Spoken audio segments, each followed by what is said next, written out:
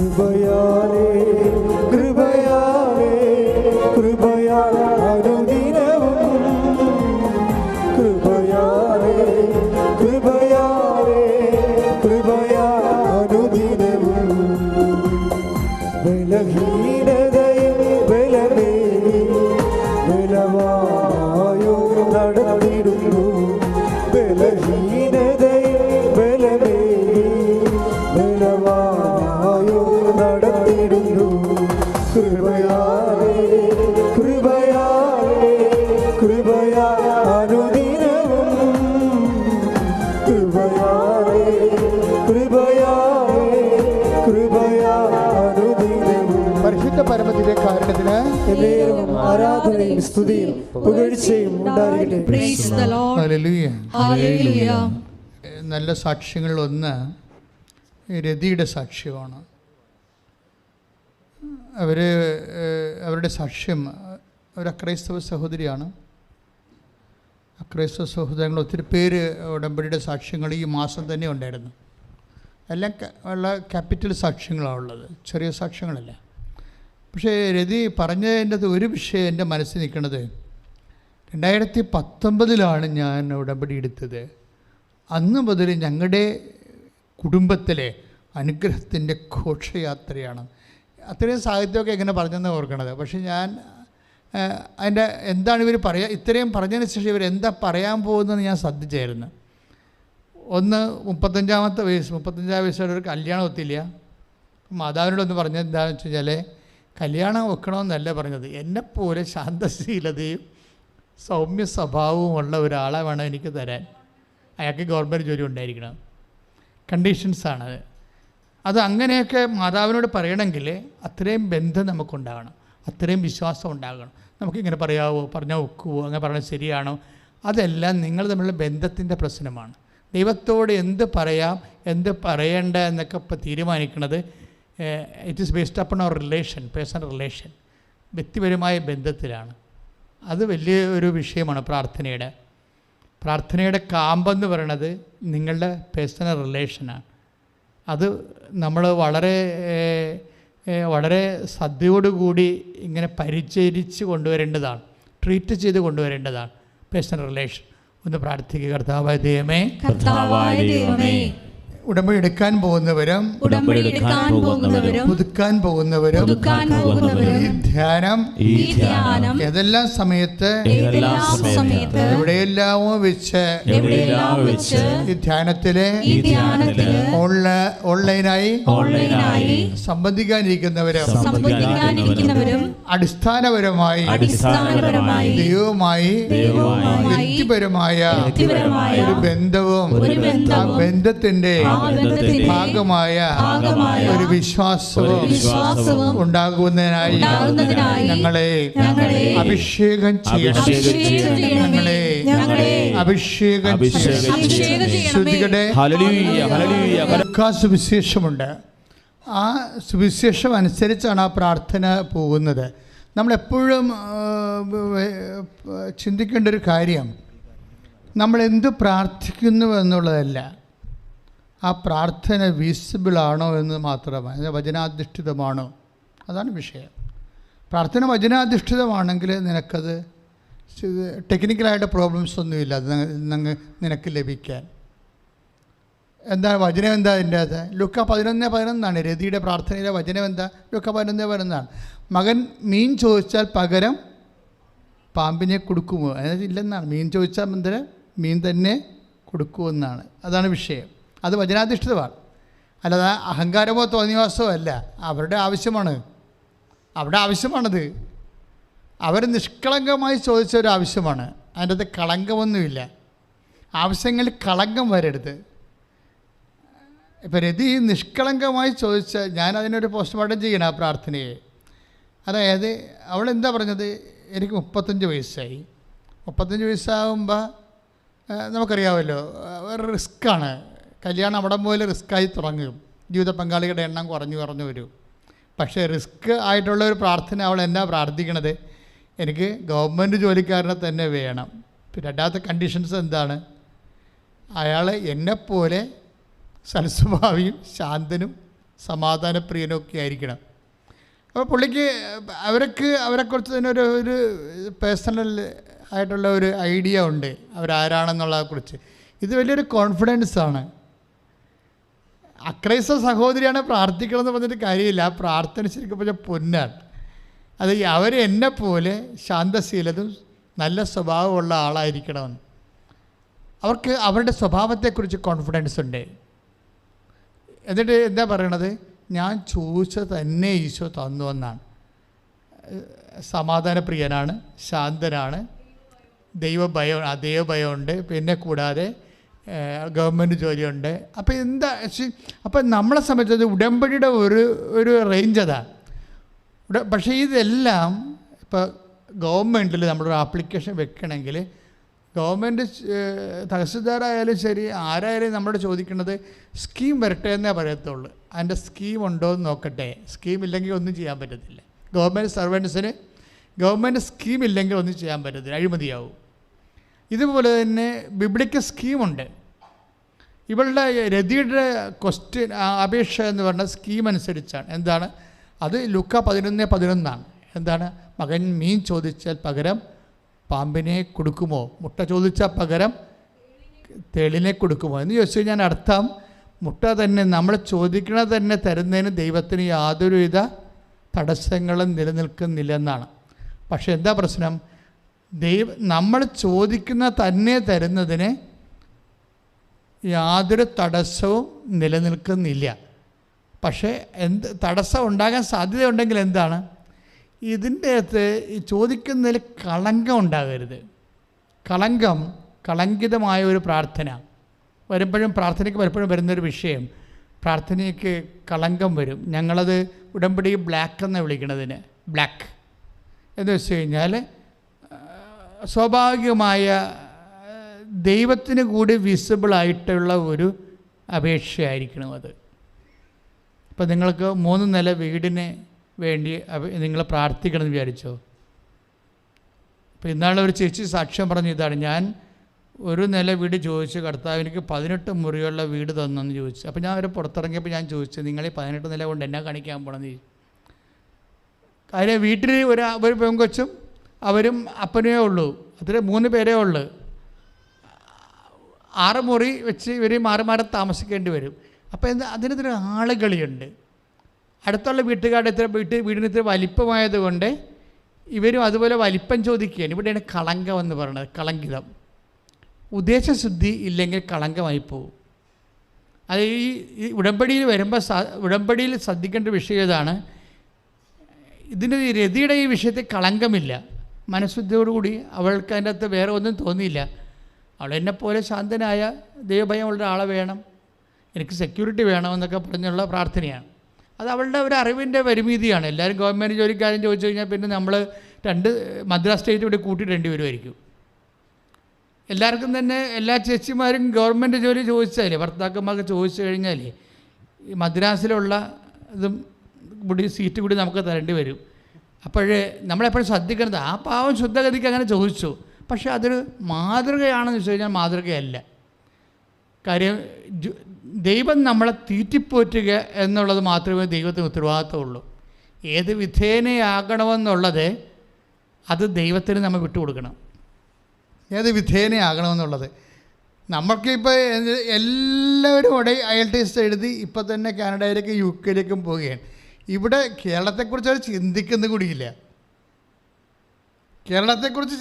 കൂടിയില്ല.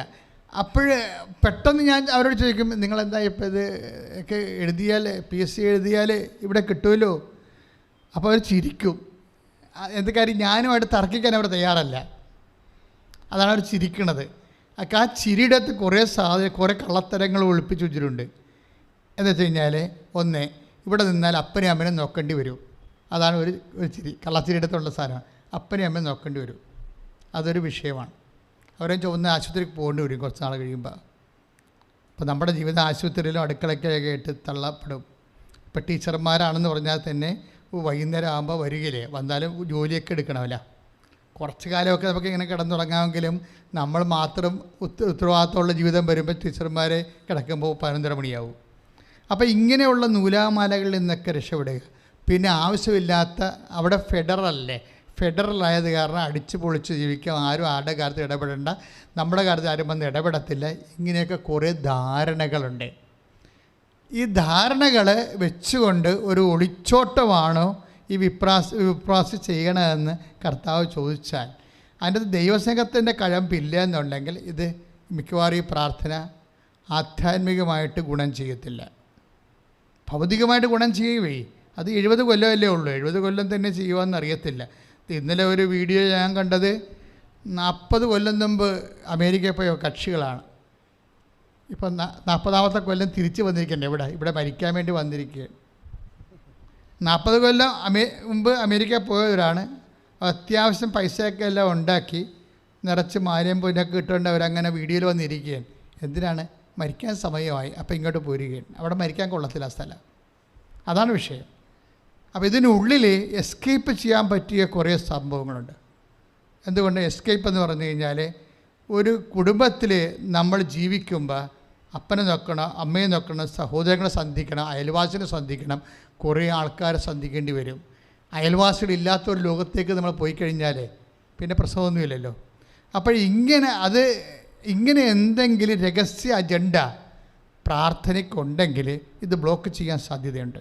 ഉടമ്പടിയാണ് കാര്യം ശരി, പക്ഷേ ഇതിൻ്റെ നീ മനുഷ്യനെ മറന്ന് ദൈവത്തെ മറന്നുള്ള സ്വതസിദ്ധമായ സ്വകാര്യ സന്തോഷങ്ങൾക്ക് വേണ്ടിയുള്ള എന്തെങ്കിലും രഹസ്യമായ കാര്യപരിപാടികൾ പ്രാർത്ഥനയ്ക്കുണ്ടെങ്കിൽ ആ പ്രാർത്ഥന നിഷ്കളങ്കമല്ല. പ്രാർത്ഥിക്കുക. കർത്താവായ ദൈവമേ, നിഷ്കളങ്കമായ പ്രാർത്ഥനയാൽ മനുഷ്യനെയും ദൈവത്തെയും കൂടെ കൂട്ടുന്ന പ്രാർത്ഥനയാൽ എന്നെ അഭിഷേകം ചെയ്യണമേ. ശ്രുതിക്കട്ടെ. എപ്പോഴും ഈ പ്രാർത്ഥന സ്പ്രൗട്ട് ചെയ്യേണ്ട ഒരു കൾച്ചർ ചെയ്യേണ്ട ഒരു ഹൃദയത്തിൻ്റെ ഒരു ഫോർമാറ്റുണ്ട്. അത് നമുക്ക് ചില മണ്ണിലൊക്കെ നമ്മൾ എന്ത് വിതച്ചാലും ഇങ്ങനെ മെല്ലിച്ച് മഞ്ഞച്ചൊക്കെ തന്നെ കാണാം. ശ്രദ്ധിക്കണം അച്ഛൻ പറയുന്നത്. ചില മണ്ണിലെ പയണൊക്കെ കൂടുതലുള്ള മണ്ണിലൊക്കെ നമ്മൾ എന്തെങ്കിലും വിതച്ച് നെല്ലോ ഗോതമ്പ് വിതച്ചാലും മഞ്ഞ നിറത്തിലെ ഒരു അല്ലെ കെടുവള്ളം. ഈ കെടുവളം ഉണ്ടല്ലോ, പലതരത്തിലുള്ള വളങ്ങൾ വർഷങ്ങളായിട്ട് ചെയ്യണ ഭൂമിയാണെങ്കിൽ മഴ പെയ്യുമ്പോഴൊക്കെ ഒരു തന്നെ ഇരുമ്പിൻ്റെ കറ പോലെ സാധനം പുറത്തേക്ക് വരികയല്ലേ മണ്ണിൻ്റെ മുകളിൽ. അത്ര മണ്ണിലൊക്കെ നമ്മൾ എന്തെങ്കിലും നടുകയാണെങ്കിൽ മഞ്ഞ നിറത്തിൽ ഇങ്ങനെ കോലച്ച് വരും, കറുത്ത നിറത്തിൽ വരേണ്ടതാണ് അല്ലേ. ഇതുപോലെ പ്രാർത്ഥന നല്ല കരിമ്പച്ചയായ പ്രാർത്ഥനയുണ്ട്, മഞ്ഞ പ്രാർത്ഥനയുണ്ട്. മഞ്ഞ പുസ്തകം എന്നൊക്കെ നമ്മൾ കേട്ടിട്ടില്ലേ, അതായത് മാലിസായിട്ടുള്ള ലിറ്ററേച്ചർ. അതുപോലെ തന്നെ പ്രാർത്ഥനയും മഞ്ഞ പ്രാർത്ഥനയുണ്ട്. എന്നുവെച്ചാൽ നല്ല വളക്കൂറുള്ള ഹൃദയത്തിൽ നിന്ന് നല്ല പ്രാർത്ഥന വരുന്നെങ്കിൽ അത് മഞ്ഞ പ്രാർത്ഥനയായി പോകും, കോലച്ച പ്രാർത്ഥനയായി പോകും. എന്താ ഉദാഹരണം? ഇപ്പോൾ വളക്കൂറുള്ള ഹൃദയം, ഇപ്പോൾ ഹൃദയത്തെയാണല്ലോ ഉദ്ദേശിക്കേണ്ടത്. പ്രാർത്ഥന ഹൃദയത്തിൽ നിന്നല്ലേ വരണത്. അല്ലെങ്കിൽ നമ്മൾ പ്രാർത്ഥിക്കുമ്പോൾ ദൈവം എന്താ നോക്കണത്?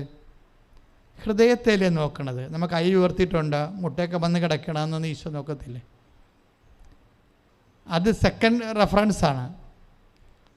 നമ്മളെ കൈ ഉയർത്തണത് ഇപ്പം നിങ്ങൾക്ക് വേണമെങ്കിൽ യന്ത്രം പോലെ ഞങ്ങൾ കൈ ഉയർത്തി പ്രാർത്ഥിക്കാമെന്ന് പറയുമ്പോൾ നിങ്ങൾ കൈ ഉയർത്തും, കൈ അടിച്ച് പ്രാർത്ഥിക്കാൻ പറയുമ്പോൾ നിങ്ങൾ കൈ അടിക്കും.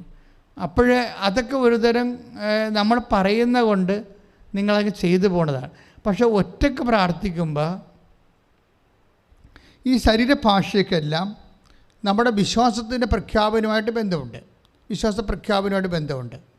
മുട്ടേ നിൽക്കുകയാണെങ്കിൽ മുട്ടേ നിൽക്കുന്നതും ഒരു പ്രഖ്യാപനം, വിശ്വാസ പ്രഖ്യാപനമാണ്.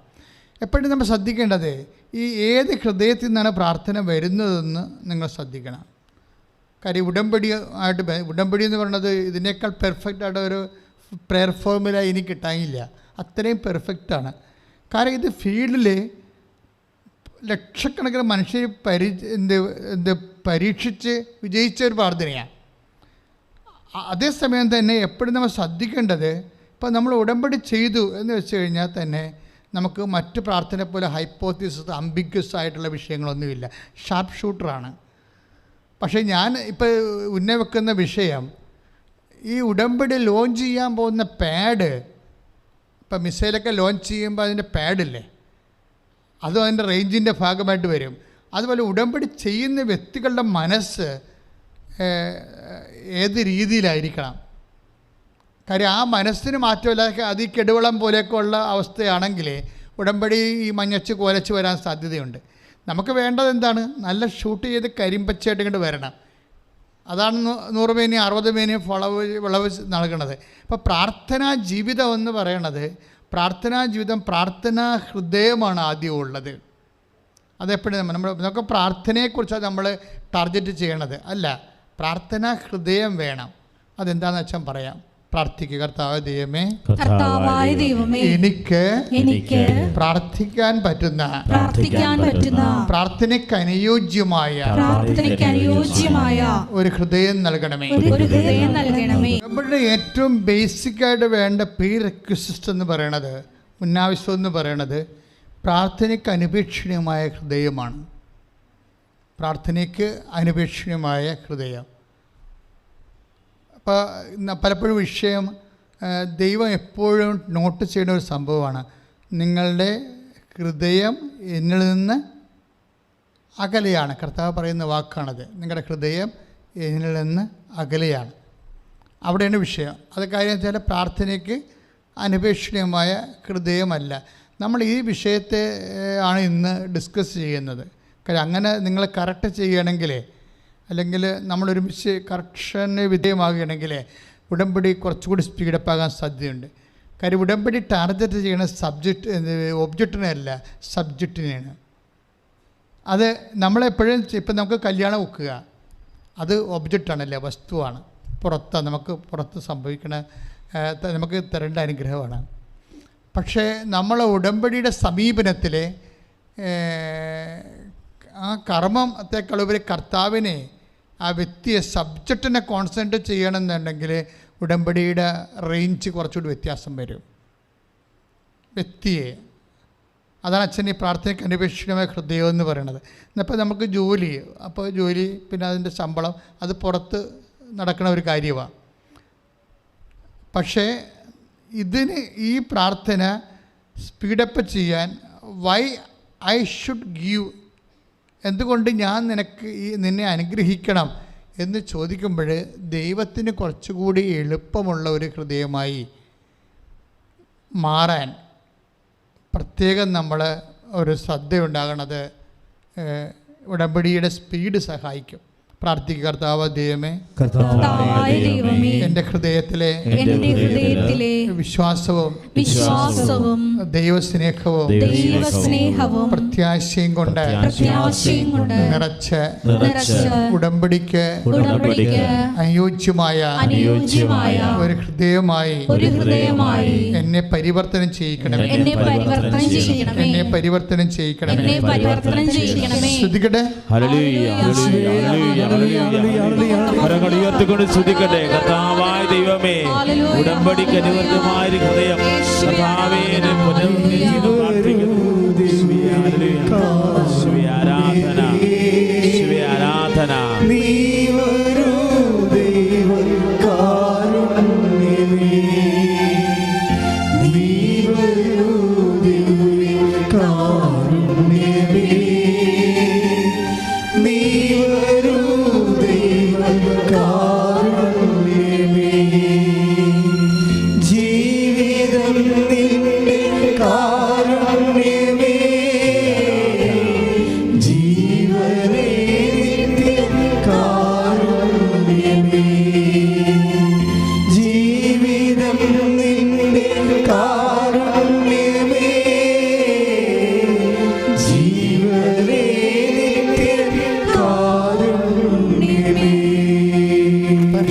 പരമദിവ്യകാരുണ്യത്തിന് അതായത് ഇപ്പം ശതാധിപനെ ദൈവം അനുഗ്രഹിക്കണത് എങ്ങനെയാണ്? ശതാധിപൻ വിശ്വസിച്ചതുപോലെയാണ്. ഈശോ എന്താ പറയണത് ശതാധിപനോട്? 8:13 ആ മെസ്സേജ്. മത്തായി ശ്ലീഹായുടെ സുവിശേഷം 8:13 ശതാധിപനോട് ഈശോ എന്താ പറയണത്? നീ വിശ്വസിച്ചതുപോലെ, ഒന്ന് ഏറ്റു പറഞ്ഞേ, നീ വിശ്വസിച്ചതുപോലെ നിനക്ക് സംഭവിക്കട്ടെ. അപ്പൊ അത് ശതാധിപന്റെ പ്രാർത്ഥനയുടെ ഒരു ഷാർപ്നെസ് വ്യക്തമാണ്. ശതാധിപൻ എന്താ പറഞ്ഞത്? കർത്താവേ, നീ ഒരു വാക്ക് ഇവിടെ നിന്ന് ഉച്ചരിച്ചാൽ മതി, എൻ്റെ ഭൃത്യൻ സുഖപ്പെട്ടുകൊള്ളും. ഒരു വാക്ക്. ഇപ്പോൾ ദൈവത്തിൻ്റെ വചനത്തിന് അയാൾക്ക് വല്ലാത്ത വിശ്വാസമാണ്. അയാളുടെ ഹൃദയത്തിൻ്റെ ഒരു പ്രത്യേകത ഈശോയുടെ വചനത്തിൽ കളർപ്പില്ലാതെ, ചഞ്ചരിപ്പില്ലാതെ, സംശയമില്ലാതെ വിശ്വസിക്കാൻ കഴിയുന്നു എന്നുള്ളതാണ്. ഈ വിശ്വാസത്തിൻ്റെ വരുന്ന വിഷയം. ഇന്നലെ ഷേൽ ടീച്ചർ ഒരു സാക്ഷ്യം പറഞ്ഞു. ഷേൽ ടീച്ചർ നേരത്തെ ഒരു സാക്ഷ്യകോതവങ്ങലത്തുനിന്ന് ഷേൽ ടീച്ചർ നേരത്തെ ഒരു സാക്ഷ്യം പറഞ്ഞിട്ടുണ്ട്. ഇവിടെ 2.25 ലക്ഷം ആൾക്കാർ ഇത് കണ്ടെന്നാണ് ടീച്ചർ ഇന്നലെ രേഖപ്പെടുത്തി ഇവിടെ സാക്ഷ്യത്തിന് കൂടെ പറഞ്ഞതാണ്. ഇപ്പോഴും പറഞ്ഞ സാക്ഷ്യം എന്ന് പറയുന്നത്, പണ്ട് 7 മാസം മുമ്പ് ഈ കോതമംഗലത്തെ ഷെൽ ടീച്ചർ ഒരു സാക്ഷ്യം പറഞ്ഞിരുന്നു. മാരകമായ രോഗത്തിൽ നിന്ന് ദൈവം രക്ഷിച്ചതാണ്. പക്ഷേ അതിനുശേഷം ഇന്നലെ ഒരു സാക്ഷി ഇവിടെ വന്ന് പറഞ്ഞു.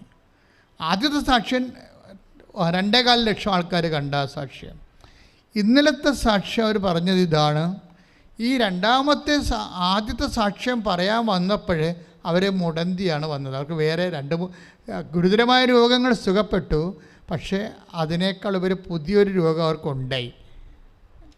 അതെന്താ വെച്ച് കഴിഞ്ഞാൽ അവരുടെ നടുവലിൻ്റെ ഉള്ളിലെവിടെയോ 12-ാമത്തെയും 11-ാമത്തെയും കശേരികളൊക്കെ നീർവീക്കം ഉണ്ടായി.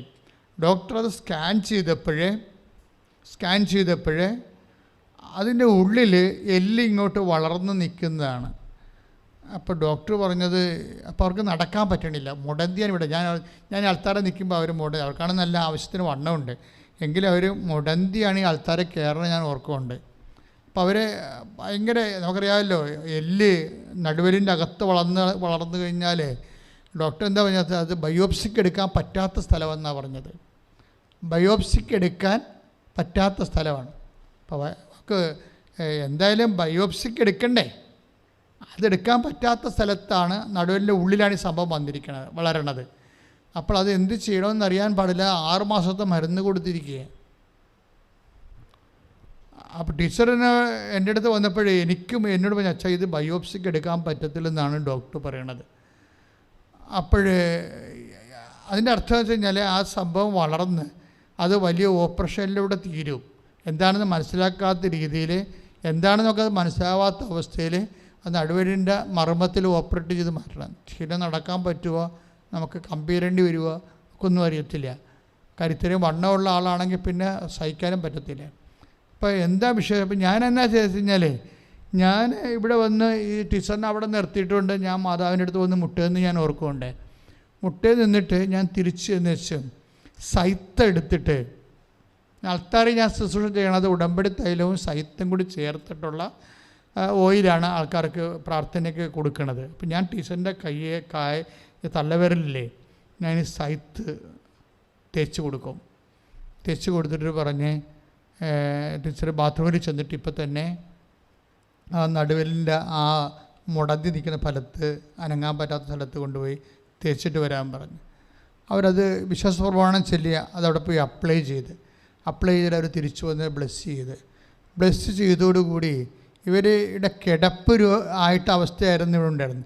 അത് മാറി. പിന്നെ പതുക്കെ ജോലിയെല്ലാം ചെയ്യാൻ പറ്റുന്ന രീതിയിലായി. ഒരു മാസം കഴിഞ്ഞ് വീണ്ടും സ്കാൻ ചെയ്തപ്പോൾ എല്ലാം അവിടെ ഇല്ല. അതിന് പകരം കാൽഷ്യത്തിൻ്റെ ചെറിയൊരു ഫോർമേഷൻ കാണാനും പറ്റണില്ല. തീർന്ന ആ വിഷയം. ആ ചാപ്റ്ററോടെ ക്ലോസ് ചെയ്യാൻ ഞാൻ എന്താണ് ചെയ്തത്, ടീച്ചർ എന്താണ് ചെയ്തത്, ഞാൻ ചെയ്തത് മാതാവിൻ്റെ മുമ്പിൽ ഈ വിഷയം നമ്മുടെ കയ്യിൽ നിന്ന് വിട്ടുപോയൊരു കാര്യമാണ്. വൈദ്യശാസ്ത്രത്തിൻ്റെ പോലും കയ്യിൽ നിന്ന് വിട്ടുപോയൊരു കാര്യമാണ്. അപ്പം ഞാനെന്ത് ചെയ്ത്, ഞാൻ ഫുള്ളായിട്ട് മാതാവിനെ ആശ്രയിച്ച് അവിടെ മുട്ടയിൽ നിന്നു. അപ്പം അതിനകത്ത് വരുന്ന വിഷയത്തെ അതിൽ വരുന്നൊരു വിഷയം, ഞാൻ മുട്ടയിൽ നിൽക്കുമ്പോൾ ഞാൻ ഈ കുറച്ച് സീരിയസ് വിഷയമാണെന്ന് കണ്ടാൽ ഞാൻ അത് മുട്ടയിൽ നിൽക്കും. കാര്യം ഈ പ്രാർത്ഥനകൾക്കെല്ലാം നമ്മുടെ ബോഡി പോസ്റ്ററിനെല്ലാം ഭയങ്കരമായിട്ടുള്ള വ്യത്യാസങ്ങളുണ്ട്. നിന്ന് പ്രാർത്ഥിക്കണത്, മുട്ടയിൽ പ്രാർത്ഥിക്കണതും. ഇപ്പോൾ ദുഃഖ വെള്ളിയാഴ്ചയൊക്കെ കമന്ന കിടന്നാണ് പ്രാർത്ഥിക്കുന്നത് ആൾത്താറിലെ അച്ഛന്മാരല്ലേ. ഞങ്ങളൊക്കെ ദുഃഖ വെള്ളിയാഴ്ച കയറുമ്പോൾ ചോസുബിളൊക്കെ റെഡ് ചോസുബിൾ ഇട്ടിട്ട് ആ ദുഃഖ വെള്ളിയാഴ്ച ശുശ്രൂഷ തുടങ്ങുന്ന സമയത്ത് ഉച്ചയ്ക്ക് 2:45 ആൾത്താറയിൽ കമന്ന് കിടക്കും 4 മണിക്കൂറോളം. അതെന്തിനാ അങ്ങനെ കിടക്കണമെന്ന് വെച്ച് കഴിഞ്ഞാൽ, ക്രിസ്തു ഗെത്സമനിൽ കിടന്നതിൻ്റെ ഓർമ്മയാണ്. ലോകത്തിൻ്റെ മുഴുവൻ പാപങ്ങളെ പിതാവിൻ്റെയൊക്കെ ഏറ്റെടുക്കുകയാണ് ഗെത്സമനയിലെ. അത് വല്ലാത്തൊരു മാനസികാവസ്ഥയാണ് ശരിക്കും പറഞ്ഞാൽ ആ സമയത്തൊക്കെ നമുക്ക് ഉണ്ടാകുന്നത്. ലോകത്തിൻ്റെ മുഴുവൻ പാപങ്ങളെ ക്രിസ്തു പിതാവിൻ്റെ പക്കൽ നിന്ന് ഏറ്റെടുക്കുകയാണ് അതിൻ്റെ പരിഹാരം ചെയ്യാൻ വേണ്ടി. അതിനാണ് ക്രിസ്തു ഗെത്സെമനിൽ കമന്ന് കിടക്കുന്നത്. അപ്പോൾ അതും ഒരു പ്രെയറാണ്. അത് റെയറായിട്ട് ചെയ്യണ കാര്യങ്ങളാണ്. അങ്ങനെ വ്യത്യസ്തമായ രീതിയിൽ നമുക്ക് പ്രെയർ ചെയ്യാം. പക്ഷേ അങ്ങനെ പ്രെയർ ചെയ്യുമ്പോഴൊക്കെ നമ്മുടെ ബോഡി എന്ത് പോസ്റ്റർ കാണിക്കുന്നൊന്നുമല്ല പ്രശ്നം.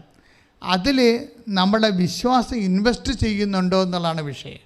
ഇപ്പം നിങ്ങൾ മുട്ടേ നിൽക്കുന്നോ? മുട്ടേ നിൽക്കാൻ ആർക്കാൻ പറ്റാത്തത്. പക്ഷേ അവിടെ മുട്ടേ നിൽക്കുന്നതിൻ്റെ ആനുപാതികമായിട്ടുള്ള വിശ്വാസമുണ്ട്. അത് ഇൻവെസ്റ്റ് ചെയ്യണം. അവിടെ വിഷയം വേണ്ടത്. ആൾക്കാരിങ്ങനെ യാന്ത്രികമായിട്ട് മുട്ടേ നിൽക്കുകയും കിടക്കുകയും എഴുന്നേൽക്കുകയും ഒക്കെ ചെയ്യും, കൈ പൊക്കുകയും തല ഉയർത്തുകയൊക്കെ ചെയ്യും. ഇതെല്ലാം മെക്കാനിക്കലായിട്ട് ചെയ്യേണ്ടതാണ്. അപ്പോൾ ഇനി ശ്രദ്ധിക്കേണ്ട കാര്യം, ഈ ശാരീരികമായ നമ്മൾ കാണിക്കുന്ന ഓരോ തരത്തിലുള്ള അംഗവിക്ഷേപങ്ങളൊക്കെ ഇല്ലേ, ഇതിൻ്റെ അകത്ത് ഹാർട്ടുമായിട്ട് കണക്റ്റഡ് ആണെന്ന് നോക്കുന്നത് നമ്മൾ. അത് പ്രധാനപ്പെട്ട വിഷയമാണ്. ആൾക്കാർക്ക് മിസ്റ്റേക്ക് സംഭവിക്കുന്ന ഇതാണ്. ഹാർട്ട് ഇതിനകത്ത് ഉണ്ടാകത്തില്ല. നമ്മളിങ്ങനെ ബോഡി പോസ്റ്ററൊക്കെ ഇങ്ങനെ അഭ്യാസങ്ങളൊക്കെ കാണിച്ചുകൊണ്ടിരിക്കും, പക്ഷേ അതിൻ്റെ അകത്ത് ഹൃദയം ഉണ്ടാകത്തില്ല. അപ്പോൾ ഹൃദയം കൂടി അതിൻ്റെ കൂടെ ഘടിപ്പിച്ച് കഴിയുമ്പോഴാണ് ഈ പ്രാർത്ഥന റിസീവ് ചെയ്യണത്. കാര്യം നമ്മളത് മീൻ ചെയ്യുന്ന പോലെ ദൈവത്തിന് തോന്നണം. അത് നമ്മൾ ഉദ്ദേശിക്കുന്നുണ്ടോ?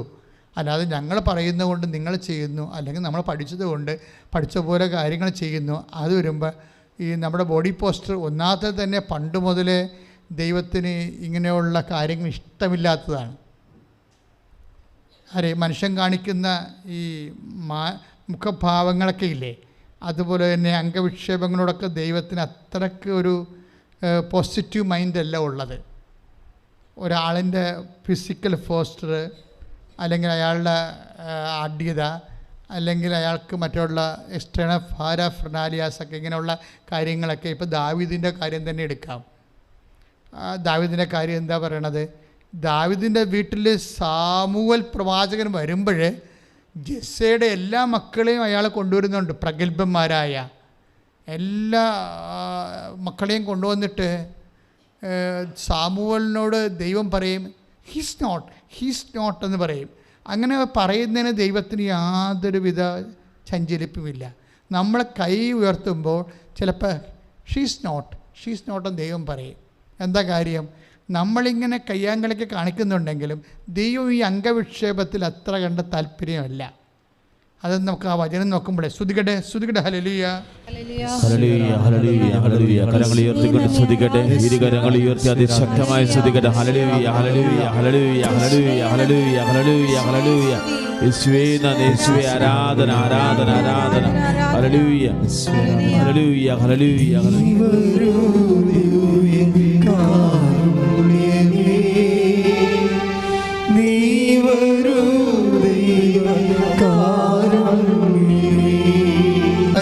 പരമദിവ്യകാരുണ്യത്തിന്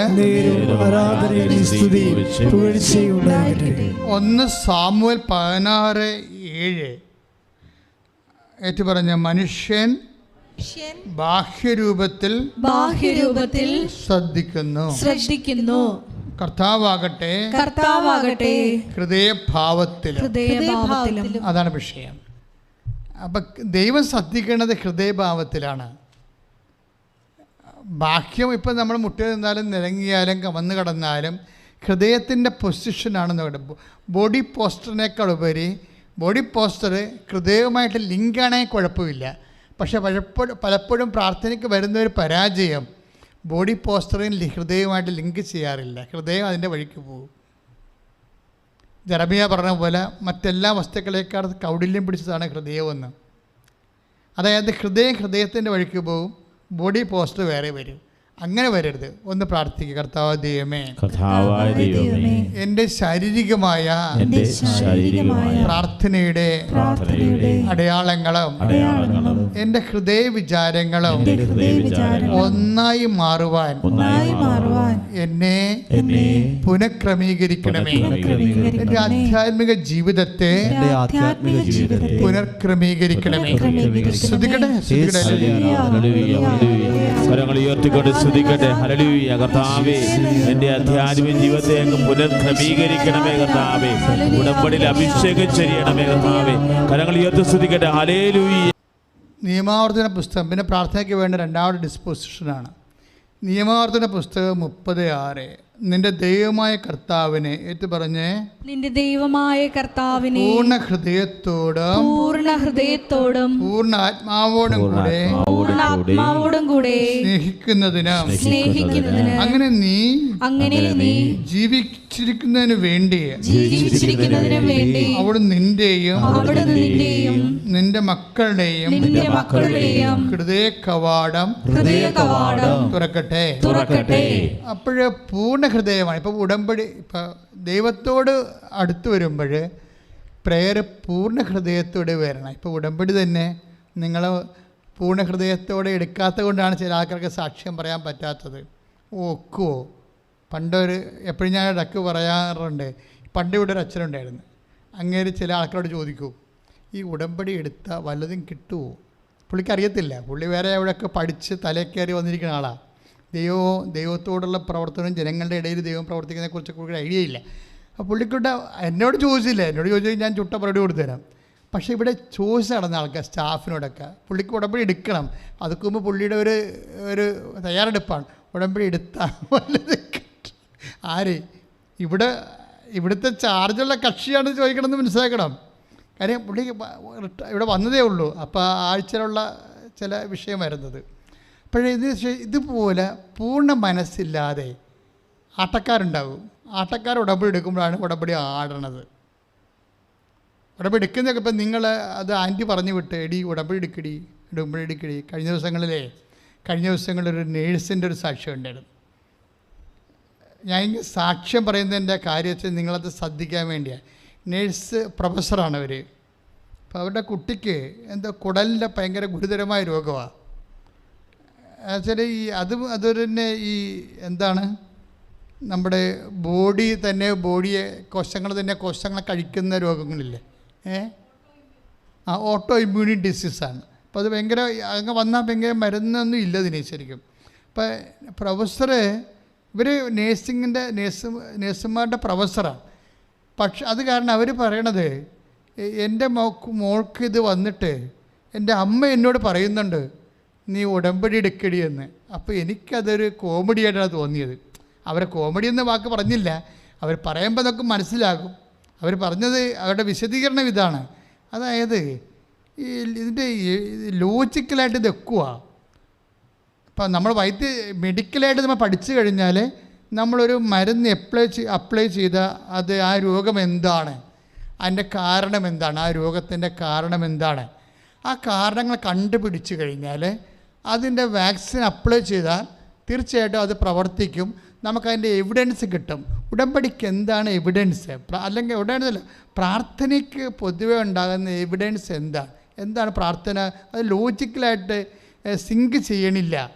അങ്ങനെ ചിന്തിക്കുന്നവരുണ്ട്. അതായത് നമ്മുടെ ജീവിതത്തിൽ സംഭവിക്കുന്ന കാര്യങ്ങളിൽ ദൈവം ഇടപെടുമോ എന്നുള്ള കാര്യം ലോജിക്കലായിട്ട് യുക്തിപരമായിട്ട് സിങ്ക് ആകുന്നില്ല. അതുകൊണ്ട് അവർക്ക് ഉടമ്പടി എടുക്കാനോ പ്രാർത്ഥിക്കാനോ പൂർണ്ണ ഹൃദയം കിട്ടണില്ല. പിടിയില്ല, ഇത് വിഷയമാണിത്. അതായത് ഉടമ്പടി എടുക്കുന്നവർ എന്താണ്, നിയമാവർത്തനം 30:6 എന്താ പറയണത്?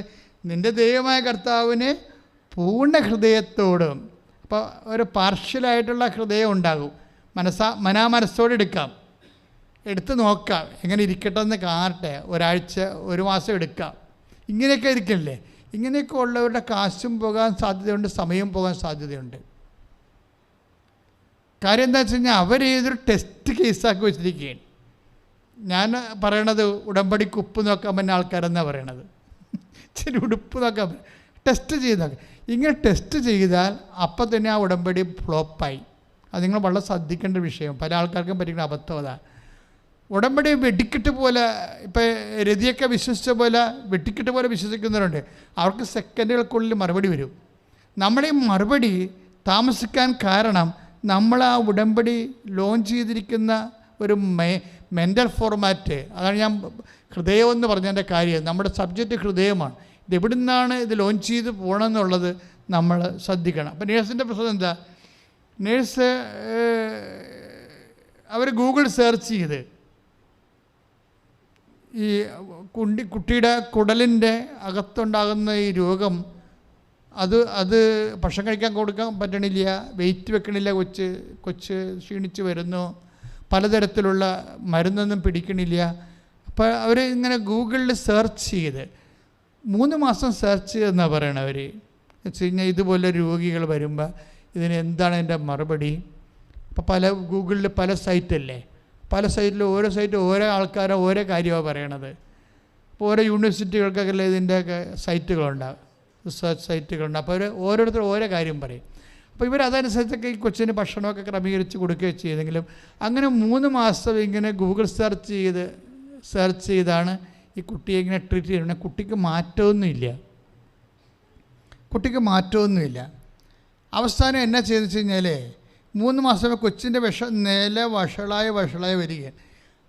അവസാനം അമ്മ പറയുന്നുണ്ട് എടി ഉടമ്പടി എടുക്കുക. അവസാനം ഇവർ പരാജയപ്പെട്ട്, കാര്യം ഇവർ നഴ്സിംഗ് പ്രൊഫസറാണെങ്കിൽ ഇവർക്കുള്ള അറിവും സീനിയർ ഡോക്ടർമാർ ഡിസ്കസ് ചെയ്തും, പക്ഷേ കുട്ടി ഏതാണ്ട് മരിക്കണ കണ്ടീഷനായി.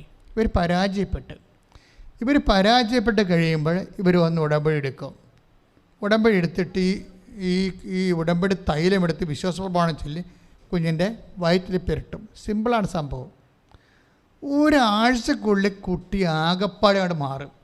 അസുഖം എല്ലാം മാറി മാതാവ് അടിപൊളി കുഞ്ഞായിട്ട് മാറ്റും. ഇതാണ് വിഷയം.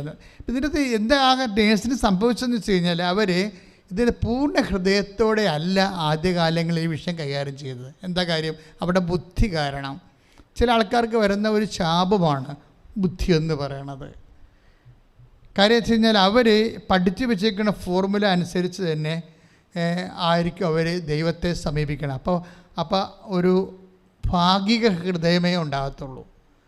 അവർക്ക് പൂർണ്ണ ഹൃദയം വേണതിന് അതായത് നമ്മൾ ഉടമ്പടി ലോഞ്ച് ചെയ്യുമ്പോൾ നമുക്കെന്താ വേണ്ടത്? ഭാഗികമായ ഹൃദയമല്ല. ഒത്താക്കൊള്ള കിട്ടിയാ കൂട്ടി പോയ ചട്ടി ഇങ്ങനെ നമ്മളിങ്ങനെ ഉരുണ്ട് കഴിയാൻ ഇങ്ങനെ നിൽക്കാതെ ഷാർപ്പ് ഷൂട്ടറായിട്ട് വരണം. നെഞ്ചത്ത് കൈവച്ച് കർത്താവായ ദൈവമേ, കൃത്യമായ ബോധ്യങ്ങളാൽ ഉടമ്പടി നടപ്പിൽ വരുത്തുവാൻ എന്നെ അഭിഷേകം ചെയ്യണമേ. അപ്പം കൃത്യമായ ബോധ്യം എന്ന് പറയണത് ഇപ്പം ഷേൽ ടീച്ചറിൻ്റെ സാക്ഷ്യം തന്നെ എടുക്കാം. ഇപ്പം സാക്ഷ്യങ്ങൾ എടുക്കുമ്പോഴേ റീസെൻറ്റ് സാക്ഷ്യങ്ങളാണ് നമ്മളെല്ലാം എടുക്കുന്നത്. എടുക്കുമ്പോൾ എന്നാ സംബന്ധിക്കുന്നത്, ഷേൽ ടീച്ചർ ഇന്നലെ പറഞ്ഞൊരു കാര്യമുണ്ട്. അതായത് ഇവർ ഇപ്പോൾ ഈ വർഷം റിട്ടയർഡായെന്ന് തോന്നണവർ അവർ യൂട്യൂബിൽ ഉടമ്പടി ധ്യാനം ഒരു ധ്യാനം പോലും കളയാതെ എന്ന് കൂടുക മാത്രമല്ല അവർ ഈ സംഭവം ഷെയർ ചെയ്യുക മാത്രമല്ല ഈ ഷെയർ ചെയ്ത ആൾക്കാർ ആ ഉടമ്പടി ധ്യാനം കൂടിയോ ഇല്ലയെന്ന് അവർ ഉറപ്പ് വരുത്തും. That means she is following. അല്ല ഇവിടെ വന്ന് ഉടമ്പടി എടുത്തിട്ട് ഒരു പച്ചത്തിരിയും മേടിച്ച് നീലത്തിരിയും മേടിച്ച് വീട്ടിൽ പോയി പ്രത്യക്ഷിക്കേണ്ട പ്രാർത്ഥനയ്ക്ക് കത്തിച്ച് പ്രാർത്ഥിച്ച് ആ ചാപ്റ്റർ അടച്ച് ക്ലോസ് ചെയ്യല്ല. ഇതിനെ ഫോളോ ചെയ്യേ. ഇപ്പം ആ നടുവെല്ല് മുഴുവൻ വെട്ടിപ്പൊളിക്കേണ്ടതാണ്. അവർ കിടന്നു പോകേണ്ട പാർട്ടിയാണ്. ഇവിടെ വന്ന് ഇന്നലെ മണിമണി പോയി സാക്ഷ്യം പറയണത്. കാര്യം എന്താണ്? അവരൊരു ഷാർപ്പ് ഷൂട്ടറാണ്. അവരിവിടെ ഇപ്പം നമ്മളെന്താ പറഞ്ഞിരിക്കണത്? ഉടമ്പടിയുടെ ബേസ്മെൻ്റ് എന്താണ്? യോഹന്നാൻ 2:5 എന്താണ്? അവൻ പറയണത് പോലെ ചെയ്യുക. അതാണ് സംഭവം. ഇത്രയേ ഉള്ളൂ. അവൻ പറയണ പോലെ ചെയ്യുക എന്ന് വെച്ച് കഴിഞ്ഞാൽ അവൻ എന്താണ് ചെയ്തത് അതാണ് അവൻ പറയണത്. അവൻ്റെ ഒരു പ്രത്യേകത ഒരു വിഷയം എന്ന് കഴിഞ്ഞാൽ അവൻ ഒന്ന് പറഞ്ഞിട്ട് ഒന്ന് ചെയ്യണ പരിപാടിയില്ല. അവിടെയാണ് വിഷയം വരുന്നത്. അവൻ ഇപ്പോൾ യോഹന്നാൻ 2:5 എന്താ പറയണത്? അവൻ പറഞ്ഞതുപോലെ ചെയ്യുക. നമ്മൾ അവൻ പറഞ്ഞതുപോലെ ചെയ്തോളാമെന്നാണ് ഉടമ്പടി ചെയ്യണത്. അതാണ് സിമ്പിളാണത്. അവൻ പറഞ്ഞ പോലെ ചെയ്തോളാം. അവൻ്റെ പറച്ചിലിൻ്റെ പ്രത്യേകത എന്താ? അവൻ ഒന്ന് പറഞ്ഞിട്ട് വേറെ ഒന്ന് ചെയ്യത്തില്ല. അതാണ് നമ്മൾ ആദ്യമേ പറഞ്ഞത്. ദൈവത്തെക്കുറിച്ച് പഠിക്കുമ്പോൾ നമ്മൾ ആദ്യം എന്താ പറയണത്? ദൈവൻ തന്നാൽ താനായിരിക്കുന്നു, അല്ലേ? അശരീരിയായിരിക്കുന്നു, ആദികാരണനായിരിക്കുന്നു. എന്താ വെച്ച് കഴിഞ്ഞാൽ തന്നെ താനായിരിക്കുന്നു നമ്മൾ എന്താ പഠിപ്പിക്കണത്? വേറെ ആരും ഉണ്ടാക്കി വിട്ടതല്ലെന്ന്. അതാണ് തന്നെ താനായിരിക്കുന്നു, വേറെ ആരും നിർമ്മിച്ചതല്ലെന്ന്. തന്നാൽ താനായിരിക്കുന്നു. പിന്നെ എന്താണ്?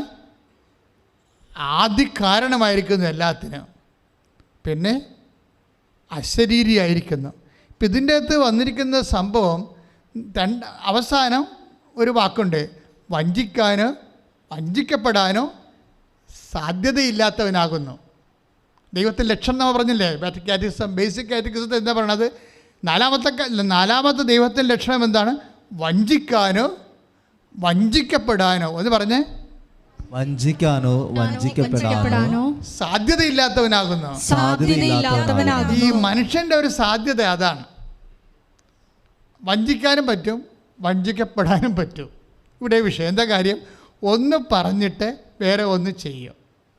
ഇപ്പം നിങ്ങൾ എന്നോട് ഇവിടെ ഉടമ്പടി എടുത്തിട്ടാണ് പോണതെന്നുണ്ടെങ്കിൽ വീട്ടിൽ ചെല്ലുമ്പോൾ വേറെ ഒന്നായിരിക്കും ചെയ്യാൻ പോണത്. അവിടെയാണ് പറയുക വഞ്ചിക്കപ്പെട്ടു.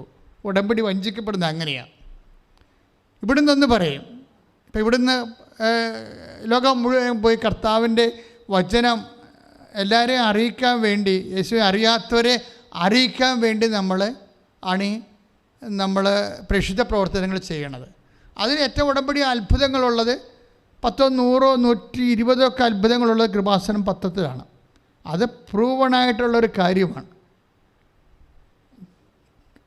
അതായത് ടീച്ചർ തന്നെ പറയണത്, ഞാൻ എല്ലാ ദിവസവും കൃപാസനം പത്രം വാങ്ങി വിതരണം ചെയ്ത്, ചുമ്മയല്ല ഈ വെട്ടിപ്പൊളിച്ച് നടുവ് കിടക്കേണ്ട ആളാണ് എഴുന്നേറ്റ് നടക്കാൻ. കാരണം എന്ന് വെച്ച് കഴിഞ്ഞാൽ അവർ ദൈവത്തോട് കൃത്യമാണ് ആ കാര്യത്തിലെ, പ്രേക്ഷിത പ്രവർത്തനത്തിൻ്റെ കാര്യത്തിൽ.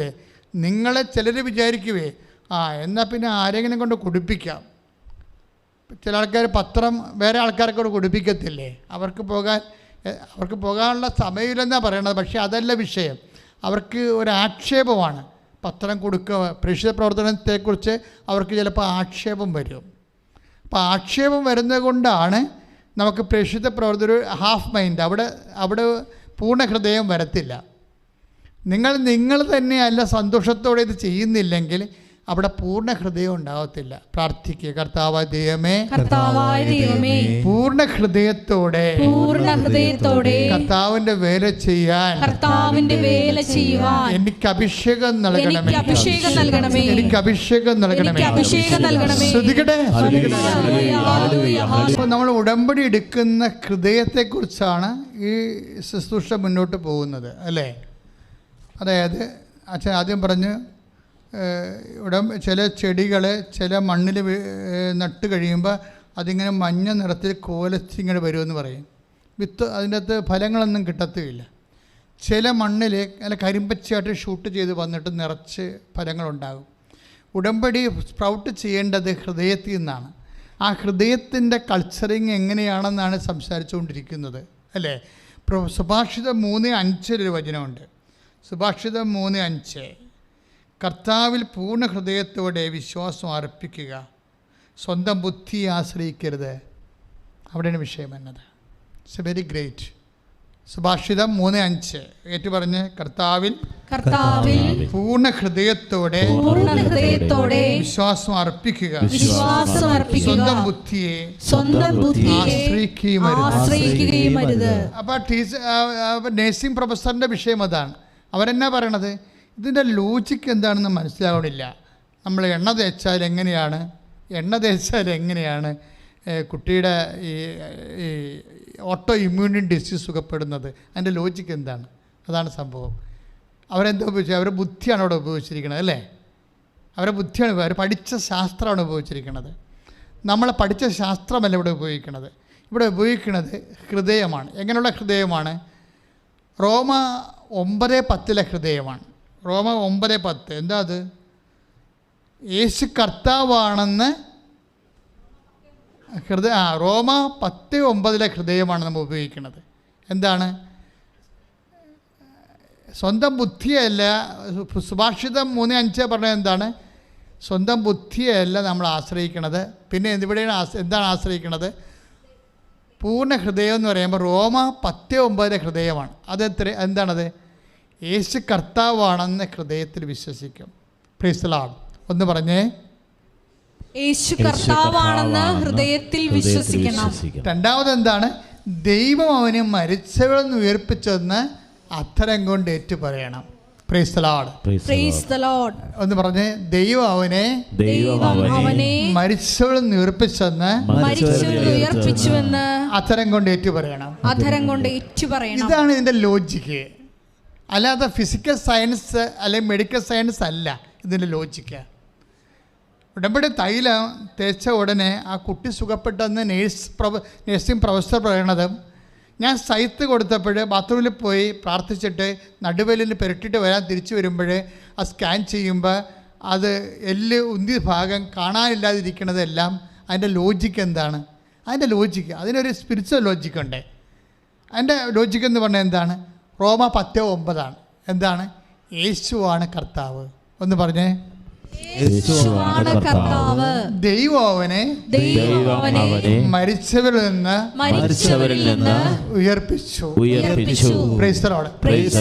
മരിച്ചവരിൽ നിന്ന് ഉയർപ്പിച്ചു എന്നുള്ളത് അധരം കൊണ്ട് ഏറ്റുപറയും. ഈ പ്രാർത്ഥനകളെല്ലാം ലോഞ്ച് ചെയ്യിക്കുന്നത് മരിച്ചവരിൽ നിന്ന് ഉയർപ്പിച്ചു എന്നുള്ള ഏറ്റുപറച്ചിൻ്റെ കൂടെയാണ് ഈ പ്രാർത്ഥന നമ്മൾ ദൈവത്തിലേക്ക് ഉയർത്തുന്നത്. എല്ലാ പ്രാർത്ഥനയും അതായത് നമ്മുടെ എല്ലാ പ്രാർത്ഥനയ്ക്കും ജീവൻ നൽകുന്നത് യേശുവിൻ്റെ ഉയർപ്പാണ്. നിങ്ങളത് ചിന്തിക്കണം. പ്രാർത്ഥിക്കുമ്പോൾ നിങ്ങൾ ഓർക്കണം, എൻ്റെ ഈ പ്രാർത്ഥന കേൾക്കാൻ കാരണം യേശുക്രിസ്തു ഉയർത്തെഴുന്നേറ്റത് കൊണ്ടാണെന്ന്. മനസ്സിലായില്ലേ? അതിൻ്റെ ടെക്നിക്കാലിറ്റി അതാണ്. എന്ന് വെച്ച് കഴിഞ്ഞാൽ അത് 10:9. ഞാൻ ഈ പ്രാർത്ഥിക്കുമ്പോൾ അധരം കൊണ്ട് ഏറ്റു പറയുകയല്ലേ. ഞാൻ അധരം കൊണ്ട് പ്രാർത്ഥിക്കുന്നത് എന്താണ്? അധരം കൊണ്ട് ഏറ്റു പറയുകയാണ്. അധരം കൊണ്ട് എന്താണ് ഏറ്റു പറയണത്? ദൈവം 10:9 അനുസരിച്ച് കൊണ്ട്, റോമ 10:9 അനുസരിച്ച് കൊണ്ട് അധരം കൊണ്ട് നീ ഏറ്റു പറയുമ്പോൾ രക്ഷ പ്രാപിക്കണത്, ക്രിസ്തുവിനെ പ്രാപിക്കണത് എന്തുകൊണ്ടാണ്? ദൈവം അവനെ മരിച്ചവരിൽ നിന്ന് ഉയർപ്പിച്ചു എന്നാണ്. ഇത് ആണ് പ്രാർത്ഥനയുടെ ജീവൻ എന്ന് പറയണത്. ക്രിസ്ത്യൻ പ്രെയർ എന്ന് വെച്ച് കഴിഞ്ഞാൽ അതിൻ്റെ അർത്ഥം അത് യേശുക്രിസ്തുവിൻ്റെ പുനരുത്ഥാനത്തുമായിട്ടാണ് കണക്റ്റഡാണ്. വേറെ ഒന്നുമായിട്ട് കണക്റ്റഡ് കാര്യമില്ല. കാര്യം ഇത് നിത്യത വരെ അത് പോയിക്കൊള്ളൂ. നിത്യത വരെ അത് പോയിക്കൊള്ളൂ. ഇപ്പം നമുക്ക് നെപ്റ്റ്യൂണിൽ പോകണം, അല്ലെങ്കിൽ നമ്മുടെ ഈ മിൽക്കി വേ എന്ന് പറയുന്ന ക്ഷീരപഥത്തിൻ്റെ അപ്പുറത്തും ക്ഷീരപഥങ്ങളുണ്ടെന്ന് പറയും. പക്ഷെ നമുക്ക് പോകാൻ സംവിധാനങ്ങളില്ല, അല്ലേ? ഗ്രഹങ്ങളിപ്പോൾ ചൊവ്വയിൽ വരെ നമ്മൾ പോയിട്ടുണ്ട്. 12 വർഷം വേണം വേഴത്തിലെത്താൻ. നമുക്ക് വേഴത്തിലെത്താൻ പറ്റത്തില്ല. എന്ത് ഇന്ധനം ഉപയോഗിക്കും? സൂര്യനെ ഉപയോഗിക്കും എന്ന് പറഞ്ഞു കഴിഞ്ഞാൽ വേഴത്തിലേക്ക് പോകുന്ന വഴിക്ക് ഭയങ്കരമായ ഈ ഇരുട്ടും തണുപ്പുള്ള സ്ഥലങ്ങളുണ്ട്, സൂര്യൻ്റെ പ്രകാശം എക്കാത്ത സ്ഥലങ്ങളുണ്ട്. അവിടെ വരുമ്പോൾ സോളാർ വർക്ക് ചെയ്യത്തില്ല. ഇവർ സോളാർ വെച്ചാണല്ലോ സൂര്യൻ്റെ പ്രകാശത്തെ ഇന്ധനമാക്കിയാണല്ല ചൊവ്വയിലൊക്കെ പോണത്. ചൊവ്വയിലൊക്കെ യന്ത്രം കൊണ്ട് പോണത്. ആ പാനലെല്ലാം സോളാർ പാനലാണ് ഇരിക്കുന്നത്, ഹൈ സൊഫിസ്റ്റിക്കേറ്റഡ് ആയിട്ടുള്ള. പക്ഷേ ഈ മഞ്ഞ് ഗഹ്വരങ്ങളിലേക്ക്, ഇരുട്ട് ഗഹ്വരങ്ങളിലേക്ക് ഇത് വർക്ക് ചെയ്യുന്ന സമയത്ത് സോളാർ പാനൽ വർക്ക് ചെയ്യത്തില്ല. അപ്പോൾ നമുക്ക് മറ്റ് ഗ്രഹങ്ങളിലേക്ക് പോകണത് ഇപ്പം നടക്കത്തില്ല, പുതിയ എന്തെങ്കിലും കണ്ടുപിടിക്കേണ്ടി വരും എന്ന് പറഞ്ഞു പോയാൽ. പക്ഷേ അതുപോലെ തന്നെയാണ് ഈ പ്രെയറിൻ്റെ പ്രശ്നം. പ്രെയർ ഒരു ടൈം കഴിഞ്ഞാൽ അവൻ തളർന്ന് വളഞ്ഞ് കുത്താൻ കാര്യം എന്താ? ഇപ്പം നമ്മളൊരു സംഭവം, ഒരു റോക്കറ്റ്, എന്തെങ്കിലും സാധനങ്ങൾ, ബാണമോ എന്തെങ്കിലും വിട്ട് കഴിഞ്ഞാൽ അല്ലെങ്കിൽ ഒരു കല്ല് തന്നെ എറിഞ്ഞു കഴിഞ്ഞാൽ ഒരു ടൈം ആ ഭൂമിയുടെ പിടുത്തം കഴിയുമ്പോൾ ഇവൻ്റെ നമ്മൾ എറിയുന്ന ആ ശക്തി കഴിഞ്ഞാൽ പിന്നെ ഇവൻ വളഞ്ഞ് താഴേക്ക് തന്നെ കാണാം. ചില പ്രാർത്ഥനകൾ വളഞ്ഞ് താഴേക്ക് വരുന്നുണ്ട്. അതിൻ്റെ കാരണം വെച്ച് കഴിഞ്ഞാൽ പുനരുത്ഥാനത്തിൻ്റെ ശക്തി അവിടെ പ്രഘോഷിക്കപ്പെടാത്തത് കൊണ്ടാണ്. നമ്മൾ ഉയർപ്പൊക്കെ കഴിഞ്ഞിരിക്കുന്ന ആൾക്കാരാണല്ലേ. ഉയർപ്പൊക്കെ കഴിഞ്ഞ് വെടിയും വാണൊക്കെ പൊട്ടിച്ച് കർത്തായം പൊക്കിക്കൊണ്ടൊക്കെ വന്ന് എന്തൊക്കെയാണ് പുത്തുക്കുടയൊക്കെ കറക്കിക്കൊണ്ടെന്നൊക്കെ വെച്ച് നമ്മൾ തൊട്ടുമുത്തി നേർച്ചൊക്കെ ഇട്ട് വന്നിരിക്കുകയാണ്. പക്ഷേ ഇത് അനുഷ്ഠാന രൂപങ്ങളാണ്. ഈ അനുഷ്ഠാന രൂപത്തെ അർത്ഥവത്താക്കുന്നത് ഇതിൻ്റെ ആത്മാർത്ഥമായിട്ടുള്ള ഈ വിഷയത്തിൻ്റെ ഹൃദയത്തിൻ്റെ അംഗീകാരമാണ്. എന്താണ്? ഓരോ പ്രാർത്ഥനയും ലോഞ്ച് ചെയ്യിക്കേണ്ടത് 10:9 അനുസരിച്ചുകൊണ്ടാണ്. എന്താണ് 10:9 എന്താ പറയണത്? യേശു കർത്താവാണെന്ന് ഹൃദയത്തിൽ വിശ്വസിക്കണം. യേശു കർത്താവാണ്. യേശു കർത്താവാണെന്ന് വിശ്വസിക്കുന്ന എന്താ കുഴപ്പമെന്ന് വെച്ച് കഴിഞ്ഞാൽ, ഇപ്പോൾ ഷേൽ ടീച്ചറിൻ്റെ നടുവിൽ അസ്ഥി വളർന്നു വരുന്നു, അതുകൊണ്ട് അവർക്ക് അനങ്ങാൻ പാടില്ല. അവരുടെ ബോഡി വെയ്റ്റ് ഭയങ്കരമാണ്. അപ്പോൾ അതുകൊണ്ട് അടുത്ത് രക്ഷപ്പെടുമെന്ന് ഇവിടുന്ന് ഇതിൽ രക്ഷപ്പെടത്തില്ല. ഇത് വെട്ടിപ്പൊളന്നേ അവസാനിക്കത്തുള്ളൂ. പൊളന്നാൽ തന്നെ രക്ഷപ്പെടുമെന്ന് നമുക്ക് ഉറപ്പില്ലാത്തൊരു കേസാണ്. അപ്പോൾ ഞാൻ എന്ത് ചെയ്ത്, ഞാൻ മുട്ടയിൽ നിന്ന് വന്ന് മാതാവിൻ്റെ അടുത്ത്, മാതാവ് ടീച്ചറിനെ രക്ഷപ്പെടുത്തണം.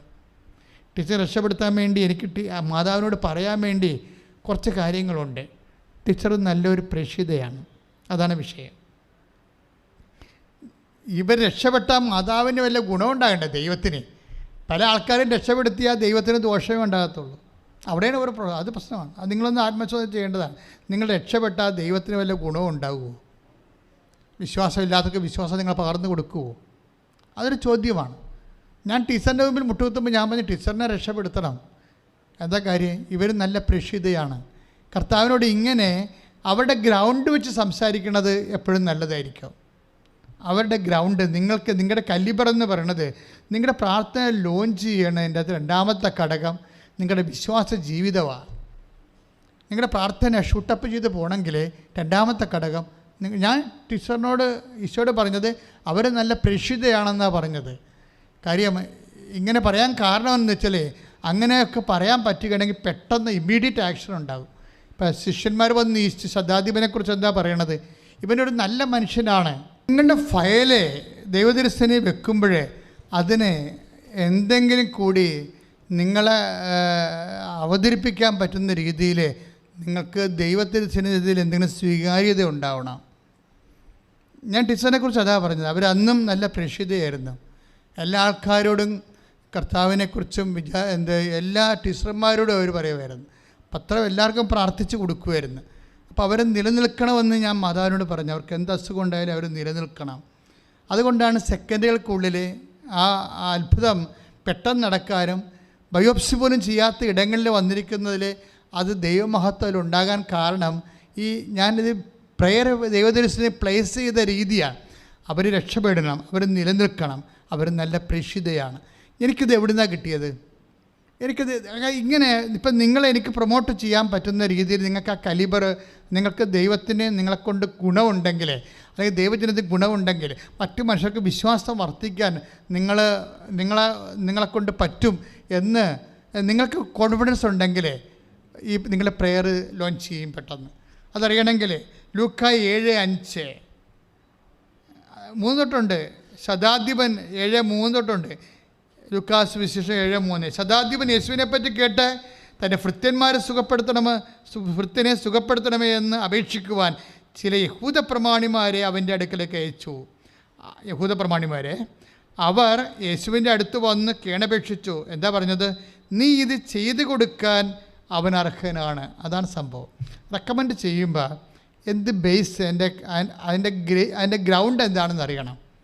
നിങ്ങൾക്കെല്ലാം ഒരു നല്ല ഒരു പ്രേക്ഷിത ഗ്രൗണ്ട് ഉണ്ടാകണം. ഉടമ്പടിയുടെ ഏറ്റവും വലിയ ഗുണം അതാണ്. ഇപ്പോൾ ഉടമ്പടിയിലാണെങ്കിൽ എല്ലാവരും സബ്സ്ക്രൈബ് ചെയ്യത്തില്ലേ?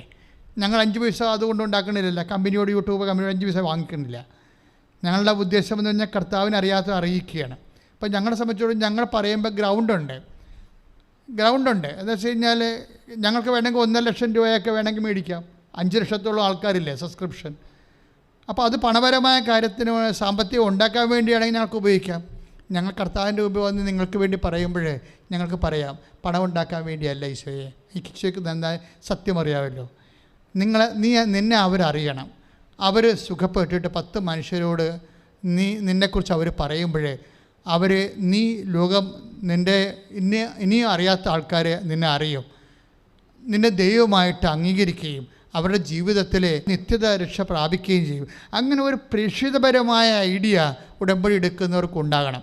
കാര്യം ഈശോയുടെ രീതി അനുസരിച്ച് എന്തെങ്കിലും ഗ്രൗണ്ട് നിങ്ങൾക്കുണ്ടെങ്കിൽ പെട്ടെന്നാണ് ആക്ഷൻ.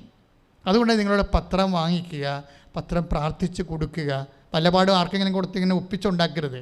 മറിച്ച് ഒരു പത്രം എടുക്കുമ്പോൾ ആ സ്വർഗസ്ഥനായ പിതാവിന് ചെല്ലി, കർത്താവേ യേശുവിനെ അറിയാൻ എന്നെ നീ ഉപകരണമാക്കണമേ, ഇത് വായിക്കുന്നവരോട് പറയണം, നിങ്ങളിത് വായിച്ചതിന് ശേഷം മറ്റുള്ളവർക്ക് കൊടുക്കാൻ പറയണം. അതൊക്കെ ഞങ്ങൾ പറഞ്ഞു തരേണ്ട, അതാ നിങ്ങൾക്ക് തന്നെ സ്വന്തമായിട്ട് തോന്നിയാൽ, അങ്ങനെ തോന്നിയാൽ നിങ്ങൾ രക്ഷപ്പെടും. അപ്പം ഞങ്ങൾ പറഞ്ഞു തരുന്നത് ഒരു വിഷയം, അല്ലാതെ തന്നെ നിങ്ങൾക്ക് സ്വന്തമായിട്ട് തോന്നണം. യേശുവിനെ അറിയാത്തവർ അറിയണം, ഞാൻ വഴി 10 മനുഷ്യരെ കർത്താവിന് അറിയണം. അതുകൊണ്ട് അതാണ് അവരാൾ പറയണത്, എന്തെന്നാൽ അവൻ നമ്മുടെ ജനത്തെ സ്നേഹിക്കുന്നു, നമുക്കൊരു സിനഗോഗ് പണിയിച്ചു തരികയും ചെയ്തിട്ടുണ്ട്. യേശു അവരോടൊപ്പം പുറപ്പെട്ടു. യേശു അവരോടൊപ്പം അതായത് നമ്മളെ റെക്കമെൻഡ് ചെയ്യാനൊരു ഗ്രൗണ്ട് നമുക്കുണ്ടാക്കണം. ഉടമ്പടി ഇങ്ങനെ കുറേ അവസരങ്ങളുണ്ട്. ഞാൻ ചില നിങ്ങൾ രോഗികളെ കണ്ടു. ഇപ്പോൾ കഴിഞ്ഞ ദിവസങ്ങളൊരു സാക്ഷ്യം ഉണ്ടായി, രോഗികളെ കണ്ടില്ല. അവർ ഉടമ്പടി വെച്ചിരിക്കുന്ന കാര്യം എന്താ? വീടാണ്. അവിടെ അനിയത്തിക്ക് വീടില്ല, വളരെ പിഴക്കപ്പെട്ട ഗതികെട്ട ഒരു ജീവിതമാണ്. അപ്പോൾ അതുകൊണ്ട് അനിയത്തിക്ക് വീടുണ്ടാകാൻ വേണ്ടി ചേടുത്തി വന്ന് ഉടമ്പടി ചെയ്തിരിക്കുകയാണ്. ഉടമ്പടി ചെയ്തിട്ട് പക്ഷേ ഏക്കണില്ല.